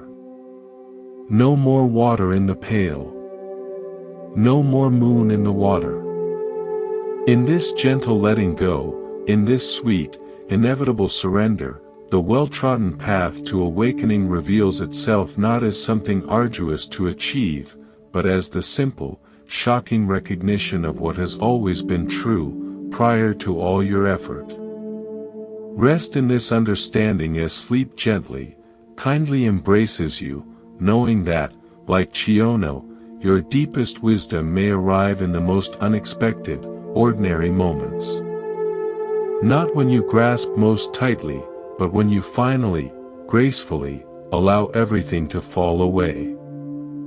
Feel yourself becoming more relaxed, more deeply surrendered with each effortless breath, your body growing heavier as we journey together to a mountaintop monastery in ancient Japan. The world around you begins to fade, gently replaced by the transported senses of another time, another place, to witness a simple yet profoundly demanding teaching that has guided sincere seekers for centuries. Let each word, each image, carry you deeper into this state of peaceful, receptive openness, where learning happens by osmosis. Picture a small, rustic Zen monastery nestled among ancient, wind-sculpted pine trees, its wooden buildings silvered and weathered by countless passing seasons. Morning mist clings to the mountainside like a ghostly blanket, softening all the sharp edges of the world, blending rock, tree, and building into a harmonious, monochrome painting. Birds call to one another across the valleys, their songs clean and sharp in the thin, cold air as the first faint light of dawn filters through the dense branches. The air itself carries the moist, rich scent of damp earth and the sharp, comforting smell of wood smoke curling from the kitchen fire, the day's first rice already cooking. This is a place where life follows the patient, unquestioned rhythm of nature itself, rising with the sun, working with mindful attention, resting when darkness falls, in seamless harmony with the seasons. In this monastery lives an elderly Zen master named Hyakujo, a legend in his own time. Though well into his 80s, he continues to work physically alongside his students each and every day, tending the vegetable garden, chopping firewood, drawing water from the well. His large, weathered hands, crossed with scars and calluses, tell the silent story of a lifetime devoted to both intense physical labor and deep, unwavering spiritual practice, not as separate pursuits, but as one unified path. The deep lines on his face map decades of silent wisdom earned not from books, but from direct, unmediated experience with life and death. Despite his advanced age, he moves with a surprising, economical strength and clear purpose, perfectly embodying the essential Zen unity of work and practice, the foundation of all genuine training. Each morning after pre-dawn meditation, the master leads his students in a silent line to the terraced fields and kitchen gardens where they grow all their own food, their survival depending on their own effort. Each afternoon, they maintain the simple buildings, repair tools, and gather necessary firewood from the surrounding forest.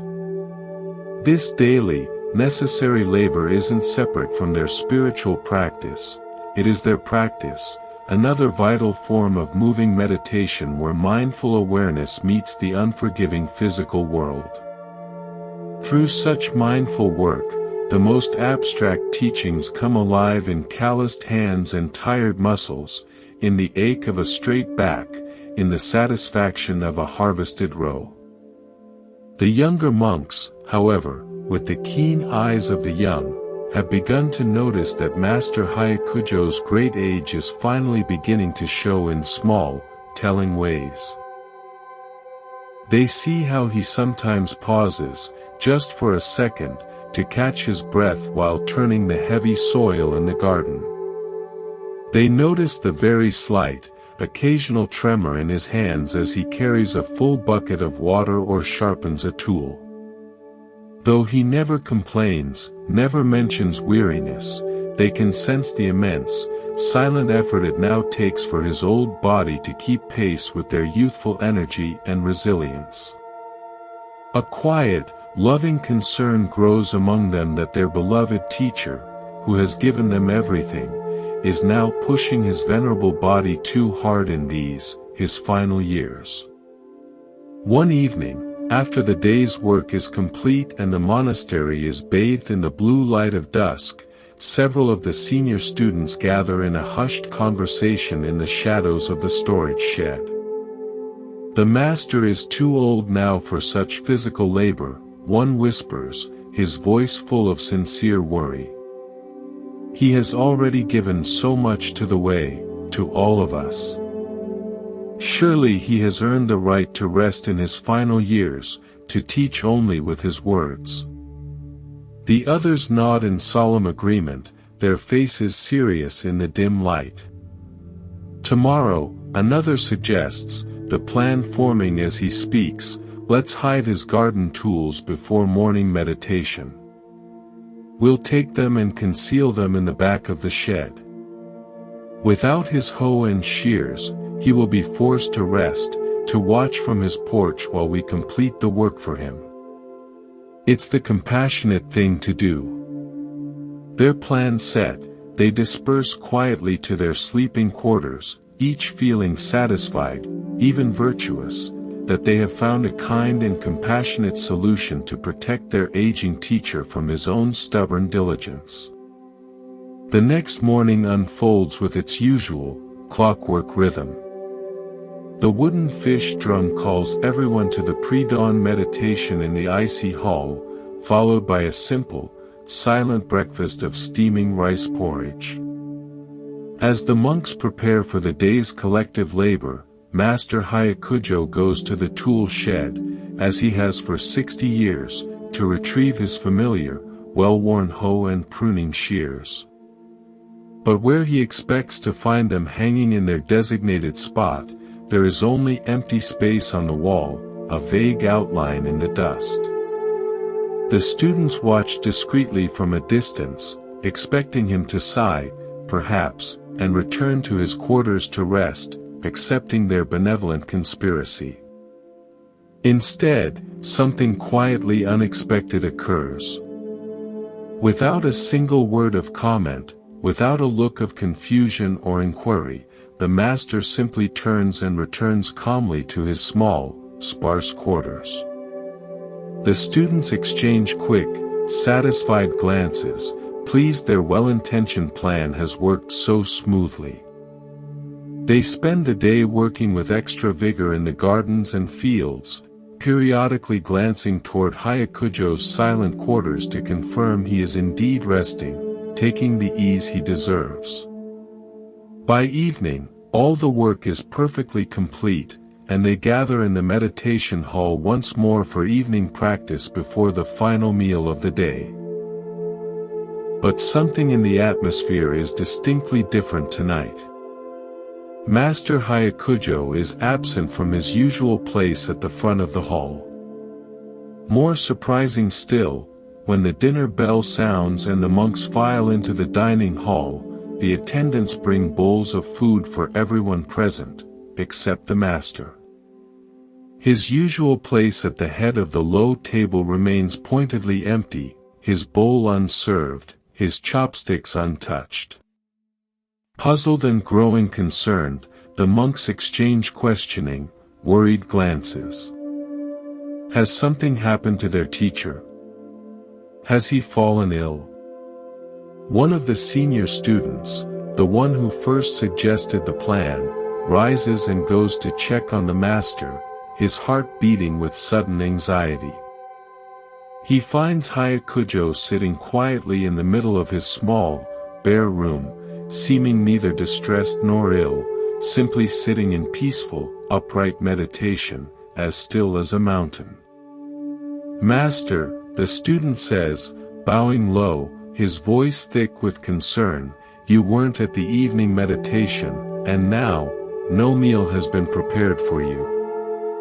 Has something happened? Are you unwell?" Hyakujo opens his eyes slowly, meeting his student's gaze with perfect, lucid clarity, without a trace of confusion or weakness. "I did not work today," he says simply, his voice matter of fact, stating a direct cause and effect. "Therefore, I do not eat today." This is the natural order of things. Feel the stunning impact of these words as they land in the student's heart, so simple, so logical, yet carrying the weight of the most profound teaching on integrity and interdependence. The student bows even more deeply, a wave of understanding, and shame, flowing through him like a sudden, cold mountain stream. Without another word, he returns to the hushed dining hall and reveals what he has learned to the others, his face pale. Their well-intentioned, clever plan now appears in the clear, unforgiving light of a completely different truth, a truth of radical personal responsibility. The next morning, before anyone else is awake, Master Hyakujo's tools have mysteriously, properly reappeared on their hooks, clean and ready. As the morning bell sounds through the mist, he joins his students as usual, taking up his hoe with his old, practiced hands. No one mentions the events of the previous day, no apologies are made or needed. But a new, unspoken understanding now flows like an underground river beneath the surface of their shared work, more eloquent than any lecture. The master has taught them the most powerful lesson of all, not through elaborate explanations or scolding, but through silent, lived example, through the integrity of his own actions. As the story of Hyakujo's silent response spread gradually throughout the monastery and then beyond, to other temples and communities, it distilled into a simple, crystalline phrase that would guide Zen practitioners for generations to come: a day without work is a day without food. These words carry no moralistic judgment, no tone of punishment or lack. They simply express, with elegant clarity, the natural, universal harmony of giving and receiving that governs all sustainable life, from the smallest insect to the largest star. This teaching speaks directly to something fundamental about our human experience, our place in the web. In nature, nothing exists in selfish isolation. Every creature, every plant, every system participates in the eternal cycle of giving and receiving. The bee takes nectar but pollinates flowers in return, ensuring future generations. The fallen, decaying tree becomes rich soil that nourishes new growth. The predator culls the weak but eventually returns its own body to the earth, feeding the grasses. Nothing in a healthy system simply takes without eventually giving back in some essential form. It is the law of life. Yet in our modern, disconnected lives, we often lose touch with this basic, grounding principle. We seek comfort without commensurate effort, reward without real contribution, endless consumption without mindful creation. We want the sweet fruit without the patience of tending the tree, the warmth without chopping the wood. The more abstracted and disconnected we become from the direct, physical consequences of our actions, the easier it is to forget that we are interwoven threads in a living web where giving and receiving are not two things, but two inseparable aspects of the same flowing reality. Hyakujo's response wasn't based on rigid, monastic rules or on a desire to punish his students. He was simply honoring, with absolute integrity, the natural order that had guided his entire long life, the understanding that each of us must contribute what we genuinely can if we wish to rightly receive what we need to live. Even in his 80s, he recognized that his capacity to give, though perhaps diminished by age, had not disappeared, and that to deny him the dignity of that contribution was to deny his very place in the community, his agency and worth as a human being. It was a kindness that undermined his being. As you continue to relax deeply, your breath a gentle tide, consider how this ancient teaching might illuminate the patterns of your own modern life. Where do you participate fully, willingly, in the cycle of giving and receiving? Where might you, perhaps unconsciously, expect to receive comfort, security, respect, love, without offering your own genuine contribution? This reflection isn't about harsh self-judgment or driving yourself to exhaustion in a guilty frenzy of productivity. Remember, the work appropriate for each person varies infinitely with their unique circumstances, abilities, and stage of life. The bedridden patient who offers a grateful smile to their caregiver is doing their work. The child struggling to tie their own shoes is doing the work appropriate to their stage. The artist creating beauty, the listener offering silent presence, the neighbor pulling a weed, all are working. The deeper message of Hyakujo's example is about conscious presence and full participation in the gift of life. Are you fully showing up for your life, offering what you authentically can in each moment? Or are you moving through your days somewhat passively, taking what comes without conscious, grateful engagement, like a spectator? True, lasting nourishment of body, mind, and spirit arises when we participate actively, mindfully, in the sacred exchange of giving and receiving that constitutes a genuine human life. In Zen, this daily work is never separated from spiritual practice. Chopping wood, carrying water, preparing food, sweeping floors, these seemingly mundane, repetitive activities contain the whole of the Buddha's profound teaching when approached with complete, undivided presence. Each action becomes a fresh opportunity to express our inherent Buddha nature, our fundamental, nonverbal connectedness to all things. This is why Zen monasteries have always emphasized samu, physical work, alongside zazen, seated meditation, not as a distraction from spiritual pursuits, but as their most direct, practical expression in the tangible world. As you drift peacefully towards sleep, imagine yourself in that mountain monastery, working alongside old Hyakujo in the quiet garden. Feel the smooth, worn wooden handle of the tool in your hands, shaped by many hands before yours. The sun warming your shoulders through your robe. The dark, fertile earth yielding to your careful, attentive pressure. In this complete, unified presence, there is no separation between you and this activity, no gap between your spiritual aspirations and this simple, grounded work. You find yourself nourished by the very effort you offer, the circle complete within itself. Giving and receiving become one seamless movement, like the in-breath and out-breath that sustain your life without any conscious thought or command, the perfect, unconscious balance. A day without work is a day without food. Not as punishment. Not as a rigid, ascetic rule. But as a clear-eyed recognition of the perfect, sustaining harmony that underlies all of life. Each of us has something true to offer, some unique way to participate in the great, silent exchange that connects us to each other and to the earth that supports us.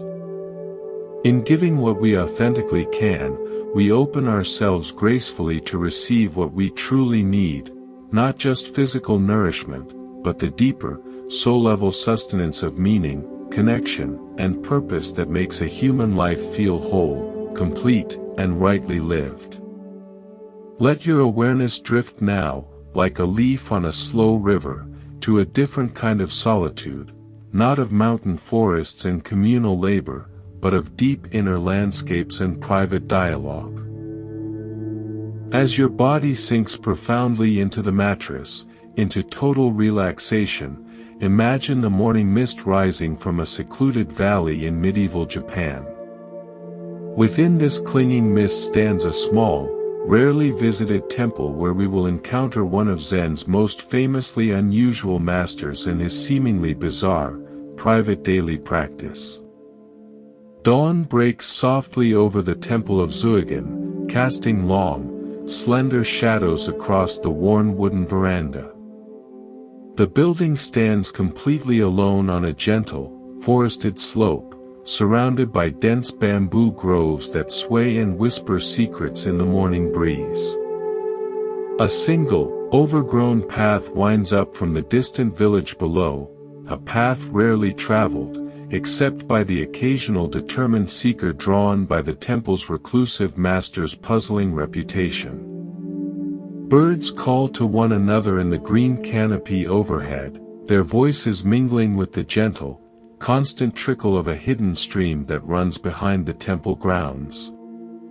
Inside this humble, weathered structure lives Master Soyen, a monk whose legendary reputation for eccentricity is matched only by the stunning, diamond-like clarity of his teaching when he does speak.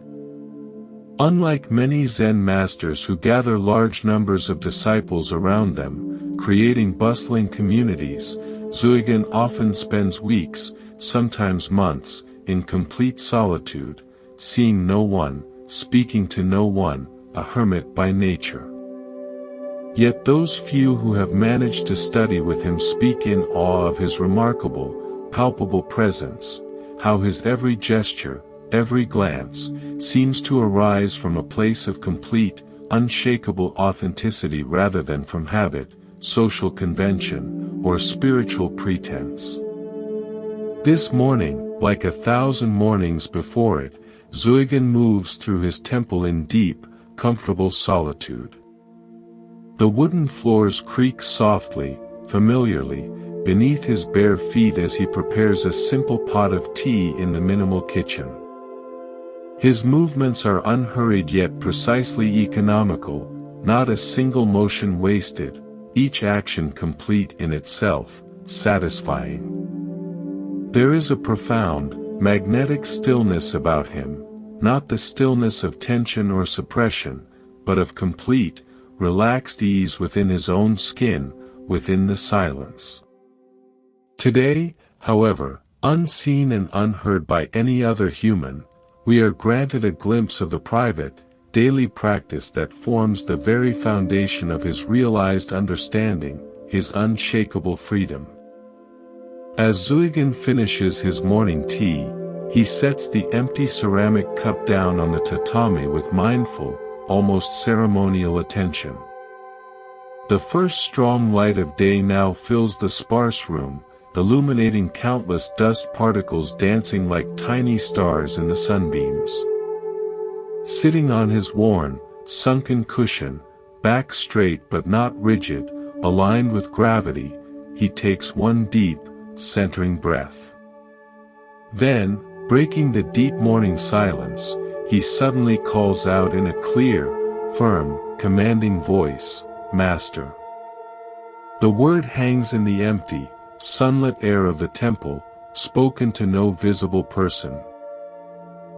No one else is present, yet he has clearly, intently, addressed someone. A moment passes, the echo fading. And then, in the same voice but with a distinctly different quality, a quality of immediate, obedient response, he answers himself with conviction, "Yes." Again a brief, powerful pause hangs in the air before he continues this strange, self-contained dialogue. "Stay awake," he commands himself firmly, a note of urgent reminder in his tone. "Yes," comes the immediate, crisp response from within the same man. From this moment forward, do not be deceived by others, by appearances, by your own thoughts. "Yes. Yes," he responds to himself, the tone now carrying both unwavering commitment and a flash of deep, understanding recognition, as if hearing a long-forgotten truth.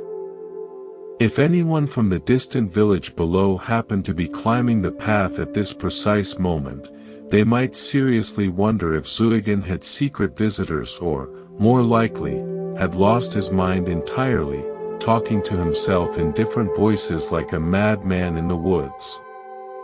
But what appears on the surface as strangeness, as potential madness, conceals a profound, surgical wisdom, a direct, embodied practice addressing the very fracture at the core of the human condition, the split nature of mind and self. Day after solitary day, Soyen continues this practice without fail, without audience. He calls to himself as master and answers himself as disciple. He reminds himself of fundamental principles and confirms his understanding to himself. No student witnesses this dialogue, no disciples take notes on this unconventional technique. It is not performed for effect, for admiration, or to build a reputation. It is practiced as the most intimate technology of awakening possible, a personal ritual of self-recognition.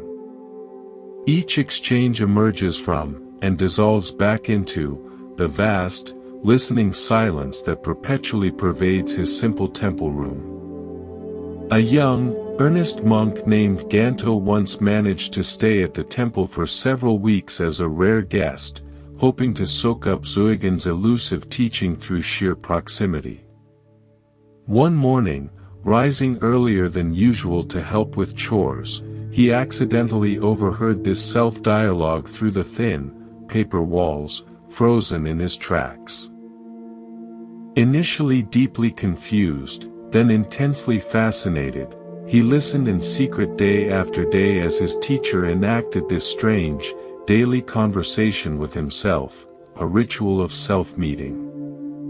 When the time finally came for Ganto to leave, he bowed more deeply than ever before to Soyen at the temple gate, his understanding transformed.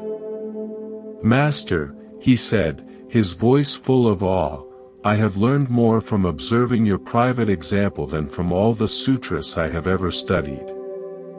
Your practice reveals, directly, the truth of non-dependence of mind.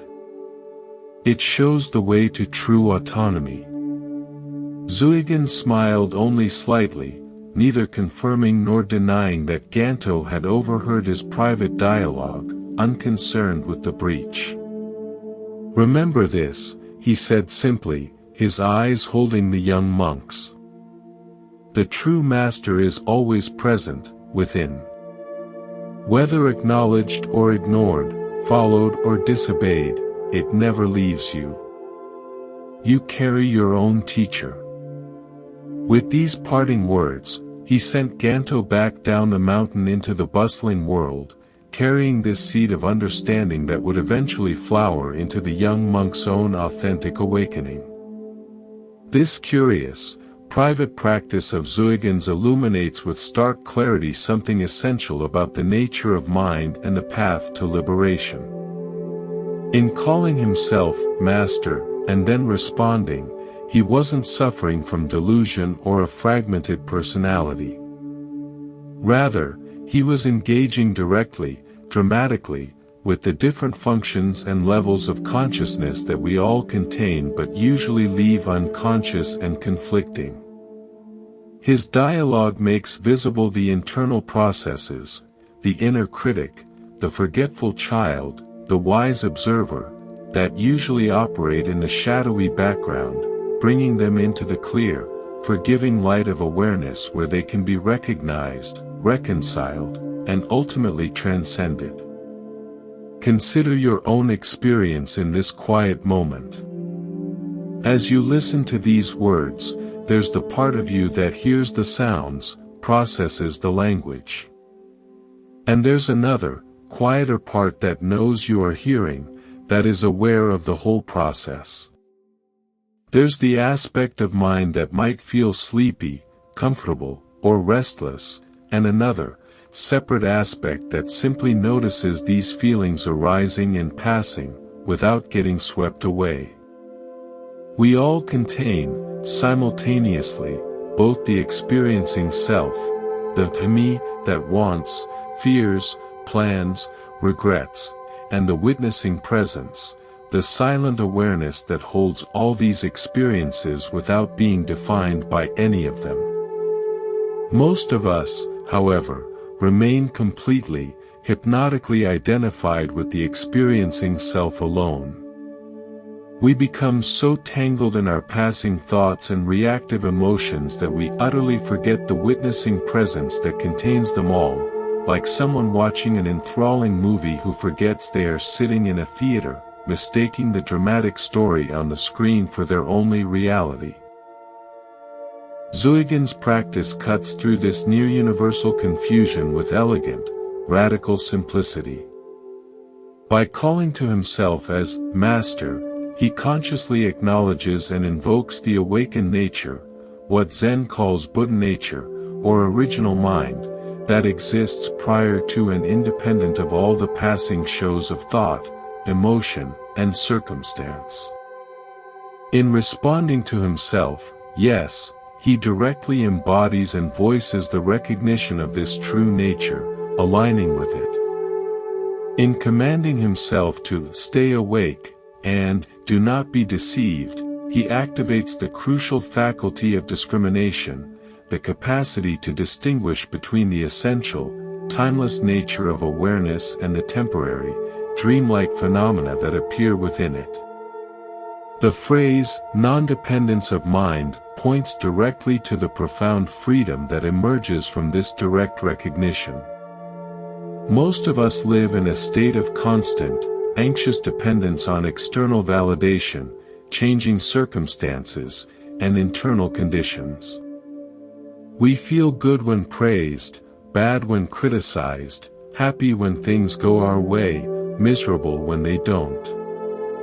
Our inner emotional state rises and falls like a small boat on a stormy ocean, entirely at the mercy of forces seemingly beyond our control. Zuigen's practice reveals another, saner possibility, a mind that recognizes its own inherent stability, clarity, and sufficiency regardless of the changing weather of life. Not through denial, suppression, or escape from experience, but through the clear, steady seeing of what remains constant and undisturbed amidst all the changing content. The Master, he calls to, is not separate from himself, not an external authority figure, not a god, not a guru imposing rules from outside. It is his own intrinsic Buddha nature, his original face before his parents were born. In recognizing and responding to this nature directly, daily, he discovers and abides in the ground of being that depends on nothing outside itself for its peace, its worth, its existence.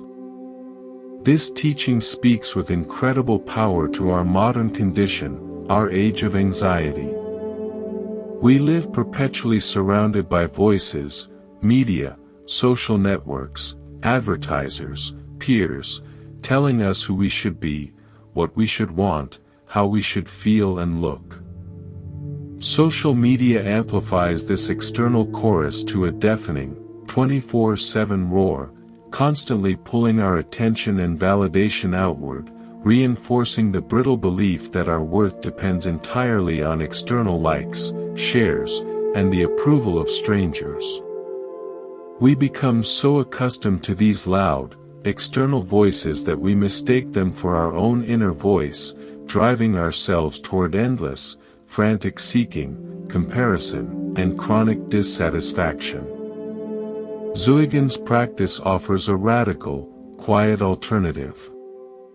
What if the true authority, the real master, isn't found in others' opinions, society's fickle standards, or the latest trend, but in your own deepest, quietest nature? What if the wisdom, peace, and courage you seek already exist, whole and complete, within you, waiting only to be recognized, acknowledged, and faithfully heeded?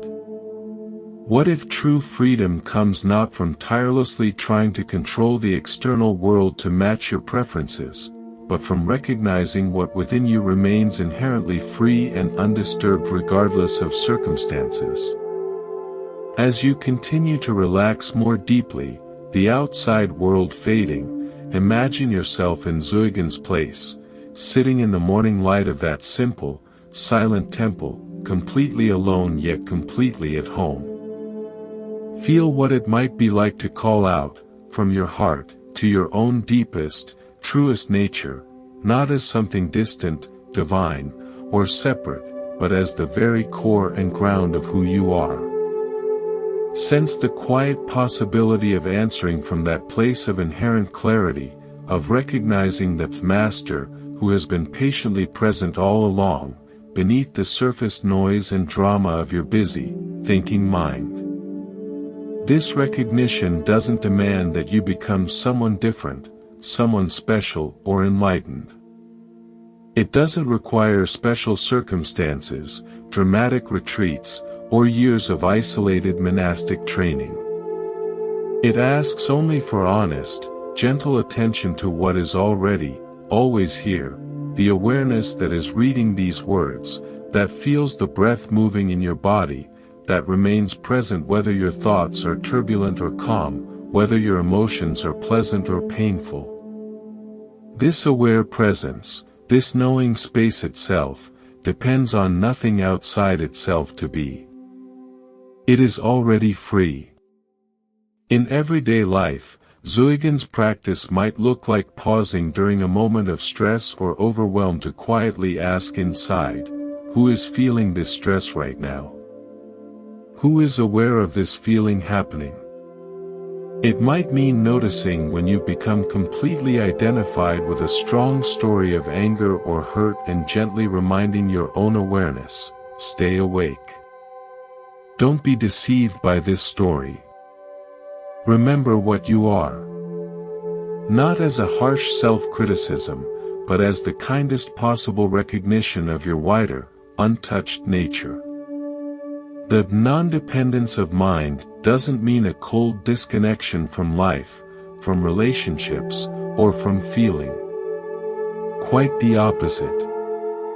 It allows for more authentic, fearless connection because you're no longer relating from a place of desperate need, hidden fear, or anxious, habitual patterns. When you recognize that your essential nature doesn't depend on others' approval or on perfect external circumstances for its worth or peace, you become free to engage with life and others from a place of natural, compassionate responsiveness rather than from anxious, selfish reactivity. Like Soyen in his mist-wrapped temple, you can be alone without loneliness, deeply engaged without sticky attachment, clear-minded without sterile rigidity. As sleep draws nearer, allow Soyen's strange yet profoundly sane practice to work within you, in your own way. There's no need to duplicate his exact words or method. The living essence of his teaching transcends any particular form. Simply notice, as thoughts slow and soften, the witnessing presence that remains, aware of the heaviness of your body, aware of the sound of these words fading, aware of the journey toward dreams beginning. This presence, this silent master, neither dramatically arises when you first recognize it nor disappears when you forget it in daily busyness. It is your birthright, your true nature, independent of all changing conditions, accessible in this very moment, in this very breath, in this gradual, sweet surrender to sleep.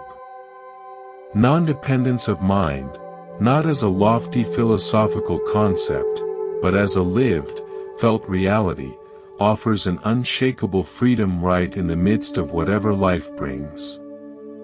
Like Soyen calling and answering himself in that solitary temple, you contain within yourself both the sincere seeker and what is sought, both the heartfelt question and its quiet resolution. Rest in this understanding as you drift across the threshold toward sleep, knowing that what you truly are depends on nothing outside itself, already complete, already whole, already free, even as your individual consciousness gently dissolves into the healing, dark waters of dreams. As your breathing slows to a whisper and your body releases the very last traces of the day's tensions, allow yourself to journey now to a different kind of temple encounter, not of solitude, but of pointed, challenging engagement. Feel the weight of your eyelids, heavy as stones, as we travel through time to witness a pivotal moment between a brilliantly confident young student and a master who understood that true wisdom often begins precisely where intellectual certainty ends, where concepts fail. Rain falls steadily, rhythmically, on the tile roof of Dokwan's temple, creating a gentle, natural percussion that fills the entire meditation hall with its watery, soothing presence. Water collects along the roof's curved edges before falling in clear, slender streams to the raked stone garden below, where it traces temporary, glistening rivers between the carefully, artfully placed rocks. The afternoon light, weakened by the rain clouds, filters through the paper screens in a soft, diffused glow, creating an atmosphere that seems to blur all hard boundaries between objects, melting the world into a watercolor painting. In this atmosphere of gentle dissolution and melancholy beauty, a young man named Yamoka has just arrived, eager and brimming with confidence, ready to demonstrate the full extent of his understanding to the renowned Zen teacher Dokwan, to receive the master's stamp of approval. Yamoka is no ordinary, humble student. In his early 20s, he has already studied with several well-known masters and has developed a considerable reputation in scholarly circles for his keen, incisive intellect and his eloquent, flawless exposition of intricate Buddhist philosophy. His confident, upright posture and his direct, unflinching gaze reveals someone who genuinely believes he has grasped the essential, highest teachings, that he gets it. Like many brilliantly bright young practitioners, he has accumulated spiritual knowledge as others might collect rare treasures or academic degrees, proud of each hard-won insight, each subtle realization, building a formidable intellectual edifice. Today, he seeks not so much to learn something new from Dokun, but to receive the final, confirming recognition of what he believes he already completely knows, to have his understanding validated by a respected authority. Master Dokun, now in his 60s, receives the young man with neither special welcome nor any hint of discouragement, with perfect neutrality. His weathered face shows the deep, peaceful lines of someone who has looked long, honestly, and without flinching into the very nature of existence and the self. Unlike Yamoka's animated, eager expression, Dokun's face maintains a quality of restful, yet utterly alert, presence, neither aggressively engaging with nor withdrawing from whatever arises before him. He motions silently for Yamoka to sit on the worn cushion placed directly across from his own. As a temple attendant silently brings simple tea, the rain continues its gentle, timeless symphony against the roof, and steam rises from their humble cups, curling into the damp air. Yamoka, unable to contain his intellectual eagerness any longer, sets his cup down on the tatami with a decisive, final movement. "Master," he begins, his voice carrying the unmistakable confidence of someone who has rehearsed this exposition many times in his mind, polishing the phrases, "I have come, after much study and contemplation, to a most profound realization about the ultimate, true nature of reality." He straightens his back even further, preparing to deliver what he considers his most advanced, airtight insight, the pinnacle of his understanding. The mind, Buddha, and sentient beings, he declares, pausing for effect, after all, when you truly analyze it, none of them exist. They are ultimately empty of inherent existence. Feel how these bold, absolute words hang in the humid air between them, a philosophical pronouncement. The young man continues, his words now flowing with practiced, eloquent precision, a well-delivered lecture. The true nature of all phenomena, without exception, is emptiness, shunyata.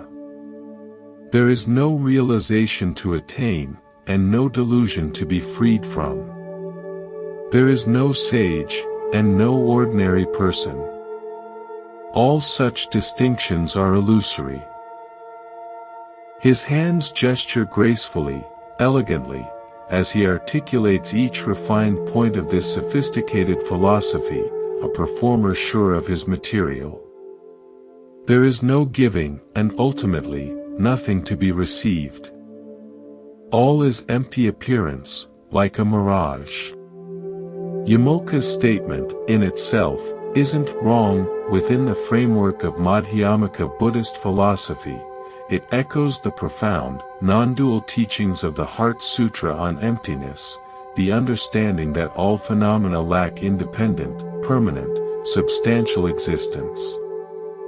Yet something subtle in his delivery, in his energetic presence, suggests he has grasped these profound ideas intellectually, conceptually, without having embodied their deeper, transformative meaning in his bones, in his way of being. His very certainty, his pride in this understanding, reveals a hidden attachment, an attachment to the concept of non-attachment, to the idea of emptiness as a prized possession. Master Dokun has remained perfectly, unmovingly still during this fluent exposition, his expression unchanged, unimpressed. As Yamoka finishes speaking, a slight, almost invisible smile appears at the very corners of Dokun's mouth, not mocking, but holding a quality of compassionate, weary recognition, as if he has seen this particular, sophisticated misunderstanding 1,000 times before in bright young men. Without speaking a word, Without changing his expression, he reaches casually for the long bamboo pipe he occasionally smokes, its stem resting nearby on a small tray. In a movement so smooth, so natural it seems almost casual, unplanned, Dokun suddenly raises the pipe and strikes Yamoka swiftly, sharply, across the shoulder with it. The crisp, shocking sound of hard bamboo meeting flesh cuts cleanly through the background patter of rain, through the philosophical atmosphere. Yamoka's face transforms instantly from confident, scholarly exposition to stunned, pure indignation. Physical pain flares across his shoulder, and more significantly, a hot, immediate anger rises within him like a sudden, uncontrollable flame. His breath catches in his throat. His muscles tense defensively. His eyes widen with unmistakable, raw human emotion. All philosophy evaporates in an instant. "Why did you do that?" he demands, his voice rising, his hand rubbing the sore spot, the perfect disciple gone. The philosophical detachment and elegant non-duality of moments before is completely, utterly forgotten, replaced by a very dualistic experience of me being hit by you. Master Dokun leans forward just slightly, his eyes now meeting Yamoka's with penetrating, diamond clarity. His voice, when he finally speaks, is neither harsh nor gentle, but direct and clear as a sunbeam breaking through cloud. "If nothing exists," he asks, his tone one of pure, curious inquiry, "where did this anger come from? Who is feeling it?" Experience the profound, expanding silence that follows this simple question. How it grows to fill the entire room more completely than any elegant philosophical discourse ever could. The rain continues its steady, indifferent rhythm on the roof, but something fundamental has shifted in the quality of attention, in the reality, between the two men.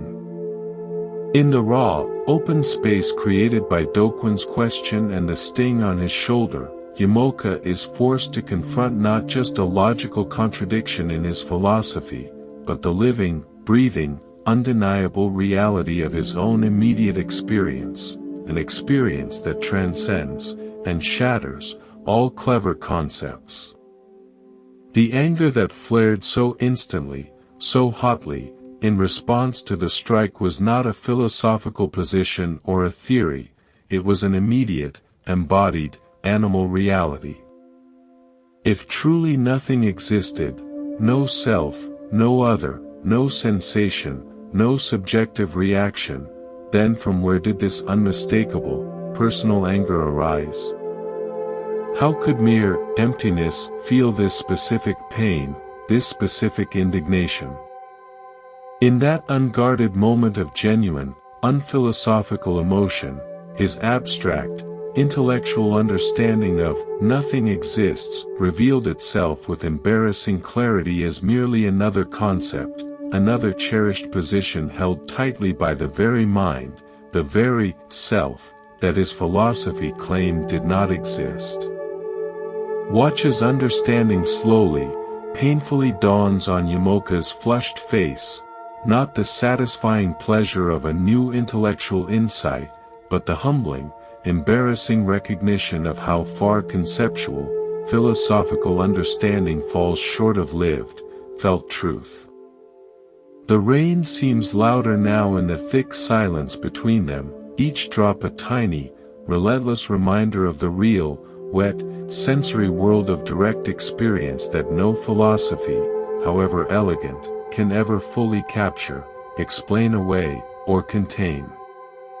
Yamoka bows his head, then bends deeply from his waist, not the shallow bow of social courtesy, but a genuine gesture of recognition, of his conceptual house collapsing. When he straightens, his face has softened, the arrogant certainty replaced by something far more valuable, more fertile, authentic, humble questioning. Master Doquan nods slightly, almost imperceptibly, acknowledging this vital shift in the young man's being, and reaches calmly for the teapot to refill their cooling cups. The lesson now continues in a new kind of silence, a reflective, shared silence, as steam rises once more from the fresh tea and the rain traces its meaningless, beautiful patterns on the gray garden stones outside. This encounter lays bare a central, and often painful, paradox on the authentic Buddhist path.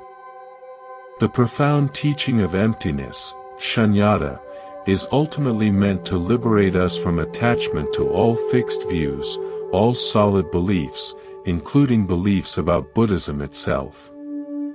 Yet this very teaching of emptiness can itself become just another fixed, precious view to which we cling, a new spiritual identity. When emptiness becomes merely an intellectual position, nothing exists, rather than a direct, lived insight into the fluid, interdependent, ungraspable nature of this moment's reality. It actually reinforces the very dualistic, separating thinking it is meant to dissolve. It becomes a belief to defend, which is the opposite of freedom. Truly understanding emptiness doesn't mean denying the relative, conventional reality of our lived, felt experience, the sharp pain of a bamboo pipe striking your shoulder, the hot flush of anger rising in your chest in response. These experiences are undeniably real on the level of lived reality. Rather, it means recognizing that these experiences, while real, don't exist in the way we habitually, instinctively imagine, as solid, separate, independent, enduring things. They arise in miraculous dependence on a galaxy of causes and conditions, the Master's action, your nervous system, your personal history, persist for a fleeting moment, and then dissolve back into the ever-changing flow of experience, leaving no permanent trace. This understanding doesn't negate or invalidate experience, it transforms our fundamental relationship to it, freeing us from the suffering that comes from grasping at, or resisting, what is inherently transient and interdependent. As you continue to relax more deeply, the warmth of your blanket around you, notice in the privacy of your own mind where you might be holding ideas about spirituality, enlightenment, or how things are, as intellectual possessions, concepts you've accumulated and stored, rather than as truths you've embodied and lived from. Perhaps you understand intellectually that all things are impermanent, yet still react with genuine surprise, resistance, and grief when change inevitably, forcefully arrives in your life. Maybe you've read extensively about non-attachment and can discuss it eloquently, while still feeling the deep, visceral sting of loss when something or someone you valued disappears from your world. These human contradictions aren't failures or signs of being a bad Buddhist, they are actually sincere, painful invitations to move beyond the comfortable, familiar territory of concepts into the more challenging, raw, and rewarding landscape of direct, unfiltered experience. Doquan's devastatingly simple question. Where did this anger come from? Offers a practical key we can apply whenever we catch ourselves holding spiritual understanding as mere theory, as a mental trophy. When strong emotions or sensations arise, rather than automatically denying them in the name of spiritual ideals, I shouldn't feel this, it's all empty, or, conversely, being completely, helplessly swept away by their storyline and intensity, we can meet them with this gentle, internal inquiry. Not to analyze them intellectually or solve them, but to look directly, kindly, at the living reality of the experience itself. From where does this fear actually arise? Where does this burst of joy truly emerge? Where does this solid feeling of confusion appear? This direct, non-conceptual looking cuts through layers of story and mental commentary and brings us face to face, intimately, with the mysterious, alive nature of our own consciousness, which is neither statically empty nor solidly existent in any absolute, thinkable sense. The Zen tradition has always valued this kind of direct pointing over elaborate, abstract philosophy. While intellectual understanding has an important preparatory place, it serves primarily as a raft, a useful, temporary vehicle to carry us to the far shore of direct, non-conceptual experience. Once there, we must be willing to leave the raft behind on the bank, to walk on the new land, rather than proudly carrying the heavy raft on our shoulders everywhere we go, as Yamoka initially did with his prized understanding of emptiness. True, liberating wisdom emerges not from accumulating more and more spiritual concepts, but from allowing all concepts to gently dissolve into the immediate, wordless reality of lived experience, here and now. As you continue to relax, releasing into the support beneath you, let Yamoka's humbling lesson become your own, in your own way. Notice how your body actually feels in this present moment, the weight of it against the surface, the rhythm of your breath moving in and out like waves, the subtle, ever-changing tapestry of sensations, temperatures, pressures arising and passing within your field of awareness. These experiences are neither absolutely, permanently existent, nor absolutely non-existent, in a nihilistic sense. They simply are as they are, arising when conditions support them, lingering, then passing when conditions change. This direct, sensory experience, not abstract philosophy or beliefs, is the true, fertile territory of Zen practice, of any authentic spiritual life. Perhaps, like Yamoka in his confident youth, you've sometimes mistaken the detailed, colorful map for the actual, living territory, believed that understanding spiritual teachings intellectually was the same as embodying them in the messy, beautiful, painful flow of your daily life. Dokuin's bamboo pipe is a timeless reminder that true understanding is tested and proven not in the safe realm of elegant ideas, but in the fiery crucible of direct, unexpected experience. How do you actually respond when life strikes you unexpectedly, outside your plans? What arises in you when your most carefully constructed, cherished understanding meets the messy, uncontrollable reality of lived experience, which never matches concepts?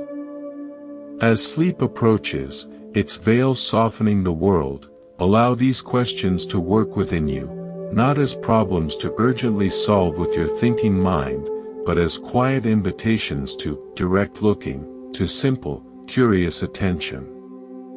The anger that arose in Yamoka revealed not a failure, but a golden opportunity, the chance to move beyond the known territory of concept into the living, mysterious reality that no words, however beautiful, can ever fully capture. Your own experiences, whether you label them pleasant or painful, spiritual or ordinary, offer you the same gentle, constant invitation to meet life not primarily through the filter of accumulated beliefs and understanding, but with fresh, direct, innocent attention that alone can reveal its true, ungraspable nature. In this direct meeting of experience, neither grasping at it as solidly existent nor hiding from it in the concept of non-existence, the genuine middle way of Buddhism reveals itself not as a philosophy, but as the very ground of being in this moment. Neither solid nor empty, neither permanent nor annihilated, reality shimmers with a quality, a suchness, that transcends and includes all concepts, yet miraculously manifests as this very moment, this very breath, this very gradual, tender surrender to the healing mystery of sleep. Rest in this wordless understanding as consciousness begins its gentle journey toward dreams, knowing that true wisdom lives not in elegant ideas about nothing existing, but in the simple, awake wonder of experiencing whatever arises, just as it is, without the need to name it forever. Your eyelids grow heavier now with each slowing breath as you journey deeper into total, healing relaxation. The boundary between quiet wakefulness and dreaming begins to soften, to blur beautifully, creating the perfect, receptive state to absorb ancient wisdom. Tonight, in this final journey, travel with me to the heart of Imperial Japan, where we will witness an unexpected moment of royal awakening, not in a secluded Zen monastery, but in the bustling streets of the capital itself, where a great emperor discovers that true sovereignty begins not with power, but with seeing clearly what everyone else has learned to overlook. The grand imperial procession winds with majestic slowness through the central avenue of 8th century Kyoto, a moving spectacle of absolute power. Feel the deep vibration of the ground beneath your feet as dozens of mounted guards in gleaming lacquered armor clear the wide way, their faces stern masks. Listen to the rhythmic, commanding beat of huge ceremonial drums and the haunting, high notes of bamboo flutes announcing the divine ruler's approach to his subjects. The air carries the mingled, heavy scents of exclusive aloes wood incense, of horseflesh and leather, of the dust stirred up by hundreds of marching feet. Crowds line the streets 3 deep behind rope barriers, their excited, whispered gossip creating a constant, human murmur beneath the formal, imposing music. Emperor Daisho travels enclosed in a palanquin of breathtaking, intimidating beauty, its intricately carved sandalwood frame adorned with gold leaf that catches the afternoon sun like fire, silk curtains of the forbidden imperial purple rippling in the gentle breeze. 8 specially selected bearers of perfect, matching height and strength carry this mobile throne with such synchronized, drilled precision that the emperor inside feels no jarring movement, only the smooth, gliding sensation of floating above the common, dirty ground, elevated in every way.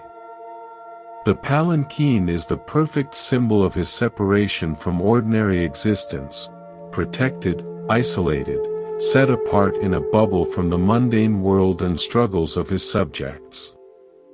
Inside this cocoon of luxury, silence, and perfume sits Emperor Daisho himself. Though only in his 30th year, the immense weight of responsibility has aged his thoughtful face beyond his time. His expression maintains the careful, practiced neutrality expected of one who rules an empire, neither too somber nor too light, a face trained through a lifetime to reveal nothing of the man, the heart, beneath the elaborate, heavy robes and ceremonial headdress. Yet behind this imposed imperial mask lives a naturally restless intelligence and a deep, often frustrated curiosity about the real world beyond palace walls that occasionally threatens to break through the rigid, suffocating protocols surrounding his every breath. The procession follows a meticulously planned, approved route through the capital's most beautiful, prosperous districts. No unsightly, poor buildings will offend the imperial gaze. No unpleasant odors of poverty or industry will reach the imperial nostrils. Court officials have spent anxious weeks ensuring, through threat and incentive, that the emperor will see only the most pleasing, edited aspects of his domain, freshly painted buildings, streets swept immaculately clean of all debris, citizens in their finest, borrowed attire, smiling on command. Even the usual beggars, the crippled, the outcasts who normally populate certain alleys and bridges have been temporarily, forcefully relocated far beyond the imperial route, their existence erased for the day. Yet, despite all these exhaustive preparations, something utterly unexpected, mundane, and powerful occurs. A sudden, strong gust of wind, stronger than those before it, snatches at the silk curtains of the palanquin, billowing them outward for just 2 seconds and momentarily opening a clear, unedited view down a narrow, dirty side street that was never meant to be seen from the main, curated avenue. In that brief, unscripted moment, Emperor Daisho's gaze falls unavoidably upon something the court officials, in their sweeping, had missed: the body of a man, curled and still, lying in the deep shadow of a crumbling, unpainted wall. The emperor's hand moves in a subtle, almost invisible gesture he learned as a boy, and the entire, massive procession grinds to an immediate, confused halt. The sudden, shocking silence as the drums and flutes cease their proud music creates a tangible tension that ripples backward through the crowd like a wave. Something has ruptured the perfect, unchanging choreography of this imperial performance. There, Daisho says quietly, but with absolute clarity, to his chief attendant kneeling beside the palanquin, pointing toward the narrow side street. "I wish to see. Take me there." Confusion and then pure horror flash across the chief attendant's face. This filthy alley is not part of the approved, blessed route. Nothing there has been prepared, cleaned, or staged for imperial inspection. It is the opposite of everything intended. But no one, ever, refuses a direct, calm request from the Emperor of Japan, the descendant of the Sun Goddess. As you wish, Divine One," the attendant stammers, his life flashing before his eyes, signaling frantically to the bewildered bearers. Feel the profound shift in atmosphere as the entire procession, this great dragon of state, is forced to divert from its sacred, planned path. Courtiers on horseback exchange terrified glances, guards tighten their formation nervously, the crowd murmurs in shock and glee at this unprecedented, thrilling change in the divine script. The palanquin bearers turn carefully, awkwardly, into the narrow, refuse-strewn street, moving with terrified caution over the uneven, muddy ground they were never meant to tread. As they approach the crumbling wall, the body comes clearly, starkly into view. It is a beggar, clearly dead for perhaps a day, his thin, skeletal body covered only by tattered, filthy rags. No one has claimed him for burial, no one has even moved him from where he finally fell. In death, as in his life, he remains invisible to the bustling, prosperous city around him, a piece of discarded human refuse. Or at least invisible, until this unimaginable moment. Emperor Daisho does the unthinkable. He steps down from his palanquin onto the muddy, unprepared ground. An action so profoundly unexpected, so wrong, that several attendants gasp audibly in terror. The emperor does not walk on common, unclean ground. His sacred feet do not touch the same earth as peasants and merchants. Yet here he stands, the elaborate, priceless layers of his ceremonial robes already gathering dust and mud from the neglected street, the very image of taboo broken. He approaches the dead man slowly, his face still revealing nothing of his inner thoughts, a masterpiece of control. The courtiers and guards remain frozen in collective shock at this catastrophic breach of millennia of protocol, while the common people who have daringly followed watch in stunned, silent disbelief. No one present has ever witnessed, or even heard whispered in legend, of an emperor approaching, let alone standing near, the body of a beggar, the lowest of the low. Daisho stops before the body and stands in utter silence for several long, eternal moments, looking. What passes through his mind, his heart, in this extraordinary, isolated moment, none can ever say with certainty. But when he finally speaks, his voice carries no disgust, no royal disdain, no judgment, only a clear, human recognition of what lies before his eyes. This man, too, he says, his words carrying with perfect clarity in the hushed, terrified silence, was one of my subjects. He lived under my reign, under my protection. Yet he died alone, uncared for, and remains unburied like a dog. He turns slowly to face his chief minister, who has scurried to his side, pale as paper.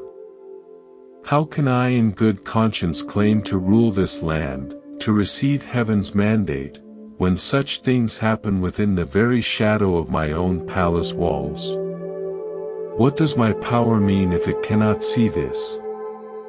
The minister begins immediately to sputter excuses, that there are simply too many beggars to count, that the court's resources cannot possibly extend to every unfortunate soul, that surely the Son of Heaven cannot be expected to concern his divine mind with such lowly, earthly matters. This is why he has ministers. But Daisho raises his hand, a simple gesture, silencing these practiced, hollow protestations instantly. I wish for this man to receive proper, respectful burial rites, he commands, his voice now taking on the tone that moves armies. And beyond that immediate duty, I wish to understand how many others like him exist, hidden, in my own capital. And what might honestly be done to prevent such lonely, forgotten deaths in a realm I call prosperous. With these quiet, world-shaking words, he returns to his palanquin, and the procession gradually, shakily reforms, continuing its journey to the temple where the emperor is expected for an important, symbolic ceremony. But something irreversible has shifted, not just in the day's schedule, but in Daisho himself, in his perception of his role. The carefully constructed, luxurious boundary between the imperial world and the actual, suffering reality of his subjects' lives has been violently, accidentally breached by a gust of wind, allowing a blinding glimpse of unadorned truth to enter, and it cannot be unseen. In the days, months, and years that follow, the emperor does not forget what he saw. True to his word, he commissions secret, honest reports on the true conditions of the poorest, most forgotten districts in his capital. He establishes new almshouses and public hospitals, not as charity, but as justice. Most significantly, he begins the dangerous, thrilling practice of occasionally traveling through the city in simple disguise, with one or two guards, seeking to understand directly what life is actually like for those who live beyond the carefully curated, pretty views presented to him during official functions.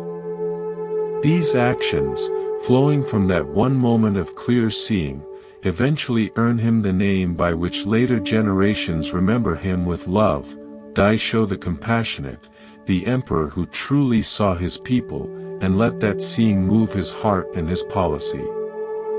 At its simplest, deepest heart, this story illuminates one of Buddhism's most essential, practical teachings, the practice of clear, unobstructed seeing. In Zen, this is called Kensho, seeing into one's true nature. But it always begins with the simple, yet profoundly difficult, act of noticing what is actually, nakedly present, rather than what we expect, prefer, or have been trained to see. Emperor Daisho's moment of awakening came not through formal meditation in a quiet room or through philosophical study of sutras, but through the direct, unfiltered, accidental perception of something his entire imperial system was meticulously designed to hide from his view forever. We might not be emperors surrounded by yes-men, but we each create similar, sophisticated systems in our own lives and minds, carefully curated, habitual routes through reality that show us only what confirms our existing views, what comforts our biases, and protects us from uncomfortable, disruptive truths. We scroll quickly past news that disturbs our worldview. We avoid neighborhoods or conversations that remind us of inequality or pain. We change the subject when it turns to suffering we feel powerless to fix. Like Daisho's court officials, parts of our own minds work diligently, invisibly, to ensure we see only a pleasant, affirming, manageable version of reality, a version where we are in control, good, and safe. Yet true awakening, genuine growth of heart, often begins with exactly what these systems try so hard to prevent, the unexpected glimpse of what we've been avoiding, the momentary parting of the curtains of our habits, revealing what lies, shining and terrible, just beyond our carefully maintained, narrow route through life. The Buddha himself began his entire spiritual journey when, despite his father's elaborate, desperate efforts to shield him from life's harsher realities in a palace of pleasure, he encountered old age, sickness, and death during rare, chaperoned ventures beyond the palace walls. These sights, so ordinary to most people yet so shocking to the protected prince, became the irresistible catalyst for his quest for an understanding that could hold such truth. In the Zen tradition, this quality of open, unfiltered, beginner's noticing is cultivated through practices like shikantaza, just sitting, where we learn, over and over, to be present with whatever arises in the field of experience without automatically turning away from the uncomfortable or desperately grasping at the pleasant. We develop what the Japanese Zen master Shunryu Suzuki called, beginner's mind, Shoshin, the capacity to see without the heavy distortions of preconception, personal preference, or spiritual protection. Like Daisho stepping down from his elevated, isolating palanquin onto the common earth, we must sometimes descend from our high, habitual viewpoints to encounter reality directly, humbly, on its own terms. The story also reveals the intimate, unavoidable connection between seeing clearly and the spontaneous arising of genuine compassion. Daisho's response to the dead beggar wasn't calculated for political gain, nor was it performative virtue. It emerged naturally, organically, from the simple, devastating act of truly seeing another human being suffering without the usual buffer of official reports, statistics, or dehumanizing labels. In Buddhism, this connection is expressed in the profound pairing of prajna and karuna, wisdom, or clear seeing, and compassion. Prajna is the clear seeing of the nature of reality, including the reality of suffering. Karuna is the natural, heartfelt response to that seeing, the movement of the heart toward the alleviation of that suffering. They are two wings of the same bird, one cannot truly fly without the other. When we truly see suffering, in ourselves, in another, in the world, without the usual defenses, rationalizations, and judgments, the heart naturally, inevitably responds. It is our most human response. Consider your own life now, in this deep peace, as you continue to relax more profoundly. What might you be systematically, perhaps unconsciously, not noticing? What suffering?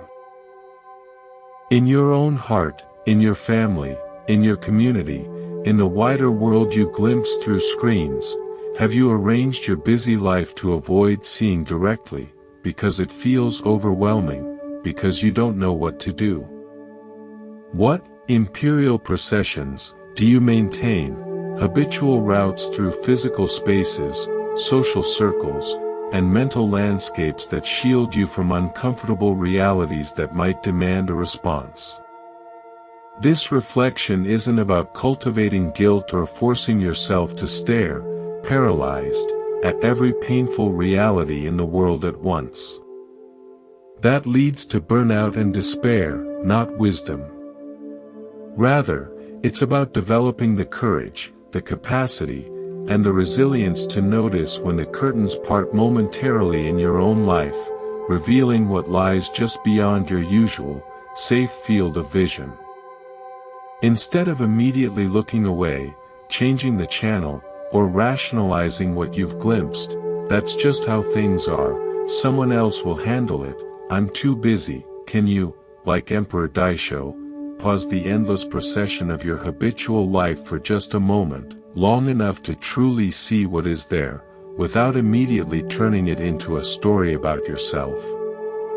True, clear noticing isn't limited to witnessing suffering.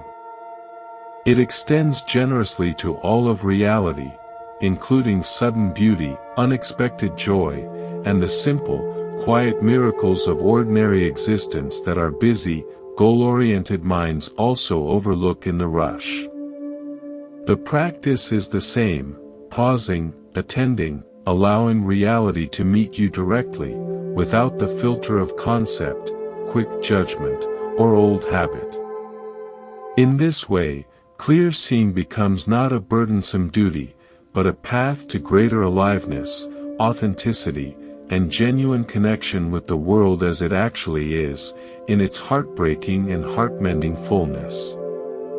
As sleep finally approaches, its arms open, imagine yourself stepping down, in your mind, from whatever palanquin has been carrying you through life, your social status, your carefully curated self-image, your polished worldview, your spiritual accomplishments. Feel what it might be like to stand directly, barefoot, on the common ground of reality, seeing clearly without the usual buffers, filters, and protective stories.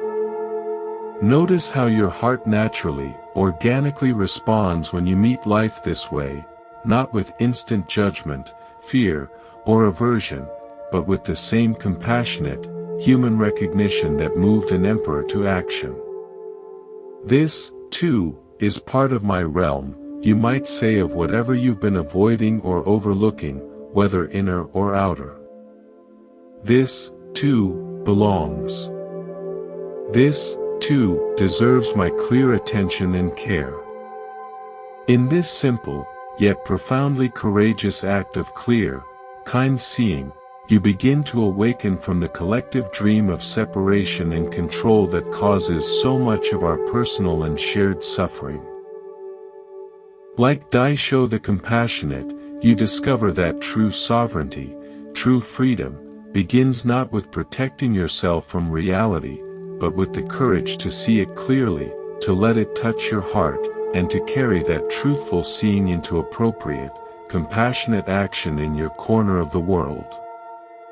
As you drift across the final threshold towards healing sleep, allow this practice of gentle, clear noticing to continue all by itself, effortlessly. The sensations in your relaxing body, the last thoughts crossing the sky of your mind like slow clouds, the emotions rising and falling like a calm sea, all can be met with the same clear, compassionate, spacious attention that transformed an emperor into a truly wise, remembered ruler. Rest deeply in this open, aware, loving presence as your individual consciousness gradually, sweetly dissolves into the silent, vast mystery of sleep, knowing that the capacity to truly see, to truly notice with an open heart, beyond the curtains of habit, preference, and fear, remains your birthright, available in each fresh moment, offering a direct, timeless path to wisdom, genuine compassion, and unshakable freedom.